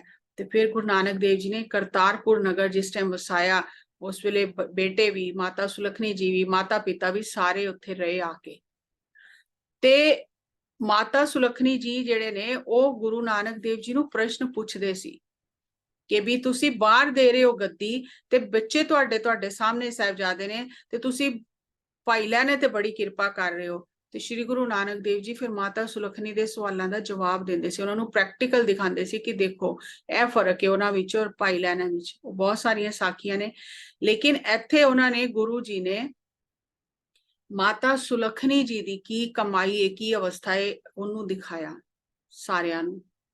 योगी जेड़े बार बार गोरखनाथ दे जेड़े चेले सी वो बार बार गुरु जी दे कोल आंदे सी, सवाल जवाब करते सी कि किसी तरह असी झुकाईए, असी अपने धर्म विच इन्हां नू अपने नाथ मत विच, जोगी मत विच लैके आईए, योग मत विच। ते बार बार वो आके सवाल करते सी और बार बार अपनी शक्तियां भी दिखाते सी, ते उन्हां दी कोई शक्ति नहीं सी चलदी। ते जिस वेले गुरु नानक देव जी करतारपुर अपने घर खेतीबाड़ी करते सी, उत्थे करतारपुर रहिंदे सी, ते 150 योगी 150 योगी जेडे ने इकट्ठे होके आ गए कि अज असी जरूर इन्हां नू झुकावांगे। ते ओहदे विच एक योगी जेड़ा सी ओने योग साधना नाल अपनी भुख इन्नी वधा लई कि मेरा पेट ही ना भरे। ते ओ जिस वेले गए ते जेड़ा सिख कमलिया सिख सेवादार सी उन्हें जाके कहा कि गुरु जी 150 योगी आए ने तुहाडे नाल वचन विलास करन, क्योंकि जेड़ा सिद्धांत सी कि पहले लंगर छकन और फिर वचन विलास होंगे। ते गुरु नानक देव जी ने कमलिए सिख नू कहा कि माता सुलखनी जी कोल जाके पुछो कि लंगर विच की प्रसाद की है रसोई विच, ते लंगर छकाओ पहले उन्हां नू। हुण ओ बेटाइम आए कि उन्होंने यही सोचा कि सानू लंगर मिलेगा नहीं, तो असीं कह दांगे कि सानू ते कुछ मिलिया ही नहीं खाण नू, ते असीं उन्हां नू झुकावांगे इस तरह। ते श्री गुरु नानक देव जी ने जिस वेले कमलिए सिख नू कहा कि माता सुलखनी नू जाके कहो, ते माता सुलखनी जी कहंदे ने कि कुछ प्रसादे पका के रखदे ही सी टोकरी विच, ऐ नहीं कि एकदम सब खत्म हो जाए, कुछ प्रसादे वो रखदे सी पका के कि कोई आए ते ओ लंगर छक सके। ते माता सुलखनी जी ने देखिया कि 5 प्रसादे पे ने और 150 योगी ने खान वाले। ते माता सुलखनी जी ने उस टोकरी उत्ते जेड़ा कपड़ा दिता ते परमात्मा नू याद करके ते कमलिए सिख नू कहा तू ए प्रसादे वरताने शुरू कर दे। ते 150 योगियां नू वो प्रसादे वरतांदा गया। ते एक योगी जेड़ा सी ओ रजे ही ना, वो खाई जाए खाई जाए खाई जाए।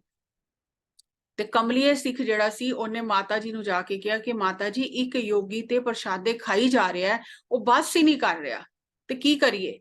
ते माता जी ने कहा चल ठीक है। माता जी गए टोकरी लैके और उन्होंने जाके प्रसादे दिते योगियां नू, ते उस योगी नू कहा कि रजे रहो। ਇੰਨਾ ਕਹਿਣ ਦੀ ਦੇਰ ਸੀ ਪ੍ਰਸ਼ਾਦਾ ਦੇਣ ਦੀ ਕਿ ਉਹ ਯੋਗੀ ਉਹ ਪ੍ਰਸ਼ਾਦਾ ਵੀ ਪੂਰਾ ਨਹੀਂ ਖਾ ਪਾਇਆ। ਤੇ ਜਿਸ ਵੇਲੇ ਲੰਗਰ ਛਕ ਕੇ ਗੁਰੂ ਜੀ ਨਾਲ ਬਚਨ ਵਿਲਾਸ ਕਰਨ ਗਏ ਤੇ ਕਮਲੀਆ ਸਿੱਖ ਜਿਹੜਾ ਸੀ ਉਹਨੇ ਗੁਰੂ ਨਾਨਕ ਦੇਵ ਜੀ ਨੂੰ ਦੱਸਿਆ ਕਿ ਗੁਰੂ ਨਾਨਕ ਦੇਵ ਜੀ ਨੇ ਕਿਹਾ ਲੰਗਰ ਛਕ ਕੇ ਕਿਸ ਤਰ੍ਹਾਂ ਹੋਈ, ਤੇ ਉਹਨੇ ਦੱਸਿਆ ਕਿ ਮਾਤਾ ਸੁਲੱਖਣੀ ਜੀ ਨੇ ਜਿਸ ਵੇਲੇ ਪ੍ਰਸ਼ਾਦਾ ਦਿੱਤਾ ਕਿਹਾ ਰੱਜੇ ਰਹੋ, ਉਹਦੇ ਬਾਅਦ ਇਹ ਯੋਗੀ ਨਹੀਂ ਖਾ ਪਾਇਆ, ਇਹਦਾ ਪੇਟ ਭਰ ਗਿਆ, ਰੱਜ ਗਿਆ ਉਹ। ਤੇ ਇੰਨੀ ਅਵਸਥਾ ਮਾਤਾ ਸੁਲੱਖਣੀ ਜੀ ਦੀ ਸੀ ਕਿ ਉਹ ਕਦੀ ਉਹਨਾਂ ਨੇ ਆਪਣਾ ਆਪ ਜਤਾਇਆ ਨਹੀਂ। ਤੇ ਸ਼੍ਰੀ ਗੁਰੂ ਨਾਨਕ ਦੇਵ ਜੀ ਨੇ ਇਹ ਕੌਤਕ ਕੀਤਾ ਕਿ ਇਹ ਚੀਜ਼ ਸਾਹਮਣੇ ਆਏ ਕਿ ਮਾਤਾ ਸੁਲੱਖਣੀ ਜੀ ਦੀ ਕਿੰਨੀ ਸ਼ਕਤੀ ਹੈ। ਤੇ ਇਸ ਵਾਸਤੇ ਜਿਹੜੀਆਂ ਗੁਰੂ ਪਤਨੀਆਂ ਹੁੰਦੀਆਂ ਨੇ ਉਹਨਾਂ ਦੀ ਪਾਵਰ, ਉਹਨਾਂ ਦੀ ਸਾਧਨਾ ਘੱਟ ਨਹੀਂ ਹੁੰਦੀ, ਬਹੁਤ ਸਾਧਨਾ ਹੁੰਦੀ ਉਹ ਗੁਰੂ ਪਤਨੀਆਂ ਬਣ ਕੇ ਆਉਂਦੀਆਂ ਨੇ, ਕਿਉਂਕਿ ਬਹੁਤ ਕਸ਼ਟ ਸਹਿਣੇ ਪੈਂਦੇ ਨੇ। ਕਿੰਨੇ ਛੋਟੇ ਛੋਟੇ ਬੱਚੇ ਲੈ ਕੇ ਮਾਤਾ ਜੀ ਆਪਣੇ ਪੇਕੇ ਚਲੇ ਗਏ, ਕਿੰਨੇ ਸਾਲ ਗੁਰੂ ਜੀ ਮਿਲੇ ਹੀ ਨਹੀਂ, 18 ਸਾਲ ਉਦਾਸੀਆਂ ਵਿੱਚ ਹੀ ਰਹੇ। ਤੇ ਕਿੰਨੀ ਕਠਿਨ ਸਾਧਨਾ ਹੁੰਦੀ ਹੈ, ਤੇ ਜਿੰਨੀ ਜ਼ਿਆਦਾ ਸਾਧਨਾ ਹੁੰਦੀ ਹੈ ਓਨੀਆਂ ਵੱਡੀਆਂ ਪਰੀਖਿਆ ਹੁੰਦੀਆਂ ਨੇ, ਔਰ ਉਹ ਗੁਰੂਆਂ ਦੀ ਪਰੀਖਿਆ ਵਿੱਚ ਉਹੀ ਪਾਸ ਹੋ ਸਕਦਾ ਹੈ ਜਿਹੜਾ ਬਿਲਕੁਲ ਦਿਲੋਂ ਮਨੋਂ ਆਤਮਾ ਨਾਲ ਜੁੜਿਆ ਹੋਏ। ਨਹੀਂ ਤੇ ਛੋਟੀਆਂ ਛੋਟੀਆਂ ਗੱਲਾਂ 'ਚ ਘਬਰਾ ਜਾਂਦੇ ਆ, ਡਰ ਜਾਂਦੇ ਆ। ਤੇ ਇਸ ਵਾਸਤੇ ਉਹਨਾਂ ਦਾ ਵੀ ਬਰਾਬਰ ਓਨਾ ਹੀ ਸਤਿਕਾਰ ਹੈ ਜਿੰਨਾ ਗੁਰੂਆਂ ਦਾ ਸਤਿਕਾਰ ਹੈ, ਲੇਕਿਨ ਅਸੀਂ ਉਹਨਾਂ ਨੂੰ ਭੁੱਲ ਜਾਂਦੇ ਆ। ਤੇ ਜੋ ਮੈਨੂੰ ਸਮਝ ਆਇਆ, ਜੋ ਮੇਰੇ ਇਨਸਾਈਟਸ ਆਈਆਂ, ਜੋ ਵੀ ਸਮਝ ਆਇਆ, ਮੈਂ ਤੁਹਾਡੇ ਸਾਰਿਆਂ ਨਾਲ ਸ਼ੇਅਰ ਕੀਤਾ, ਕਿਉਂਕਿ ਇਤਿਹਾਸ ਇੰਨਾ ਗਹਿਰਾ ਹੈ ਔਰ ਇੰਨੀ ਬਹੁਤ ਸਾਰੀਆਂ, ਕਿਧਰੇ ਕੁਝ ਲਿਖਿਆ ਕਿਧਰੇ ਕੁਝ ਲਿਖਿਆ, ਉਹਦੇ ਸਾਰੇ ਵਿੱਚੋਂ ਕੁਝ ਕੱਢਣਾ, ਸਮਝਣਾ ਔਰ ਫਿਰ ਉਹਨੂੰ ਸ਼ੇਅਰ ਕਰਨਾ, ਤੇ ਬਹੁਤ ਇਹਦੇ ਵਿੱਚ ਪਰਮਾਤਮਾ ਦੀ ਕਿਰਪਾ ਹੋਏ ਤੇ ਤਾਂ ਹੀ ਹੋ ਸਕਦਾ, ਨਹੀਂ ਤੇ ਨਹੀਂ ਹੋ ਸਕਦਾ। ਤੇ ਤੁਹਾਡਾ ਸਾਰਿਆਂ ਦਾ ਬਹੁਤ ਬਹੁਤ ਧੰਨਵਾਦ ਕਿ ਮੈਨੂੰ ਵੀ ਟਾਈਮ ਮਿਲਦਾ ਔਰ ਇਹ ਸਾਰੀਆਂ ਚੀਜ਼ਾਂ ਦੀ ਖੋਜ ਕਰਕੇ ਸਮਝ ਕੇ ਮੈਂ ਤੁਹਾਡੇ ਨਾਲ ਸ਼ੇਅਰ ਕਰਨੀ ਆ। ਸੋ ਬਹੁਤ ਸਾਰਿਆਂ ਦਾ ਧੰਨਵਾਦ, ਬਹੁਤ ਥੈਂਕ ਯੂ ਜੀ ਸਾਰਿਆਂ ਦਾ। ਔਰ ਅੱਜ ਸੰਡੇ ਵੇ ਤੇ ਕੋਈ ਵੀ ਤੁਸੀਂ ਆਪਣੇ ਸ਼ੇਅਰ ਕਰਨਾ ਚਾਹੁੰਦੇ ਹੋ ਐਕਸਪੀਰੀਅੰਸ ਜਾਂ ਪ੍ਰਸ਼ਨ ਉੱਤਰ ਕਰ ਸਕਦੇ ਹੋ, ਕਿਉਂਕਿ ਅੱਜ ਛੁੱਟੀ ਹੈ ਔਰ ਕੱਲ ਹੋ ਸਕਦਾ ਹੈ ਕੁਝ ਟੀਚਰਸ ਨੇ ਸਕੂਲ ਜਾਣਾ ਹੋਏ।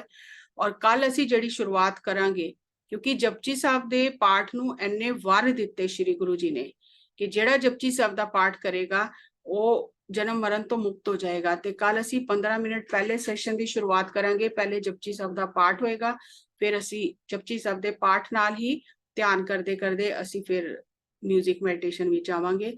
ਸੋ ਸਾਰਿਆਂ ਦਾ ਬਹੁਤ ਬਹੁਤ ਧੰਨਵਾਦ। ਅੱਜ ਖੁੱਲੀ ਛੂਟ ਹੈ, ਜੋ ਵੀ ਸ਼ੇਅਰ ਕਰਨਾ ਚਾਹੁੰਦਾ ਹੈ ਤੁਸੀਂ ਆਪਣਾ ਐਕਸਪੀਰੀਅੰਸ ਜਾਂ ਆਪਣੇ ਵਿਚਾਰ ਸ਼ੇਅਰ ਕਰ ਸਕਦੇ ਹੋ। Thank you, thank you, thank you.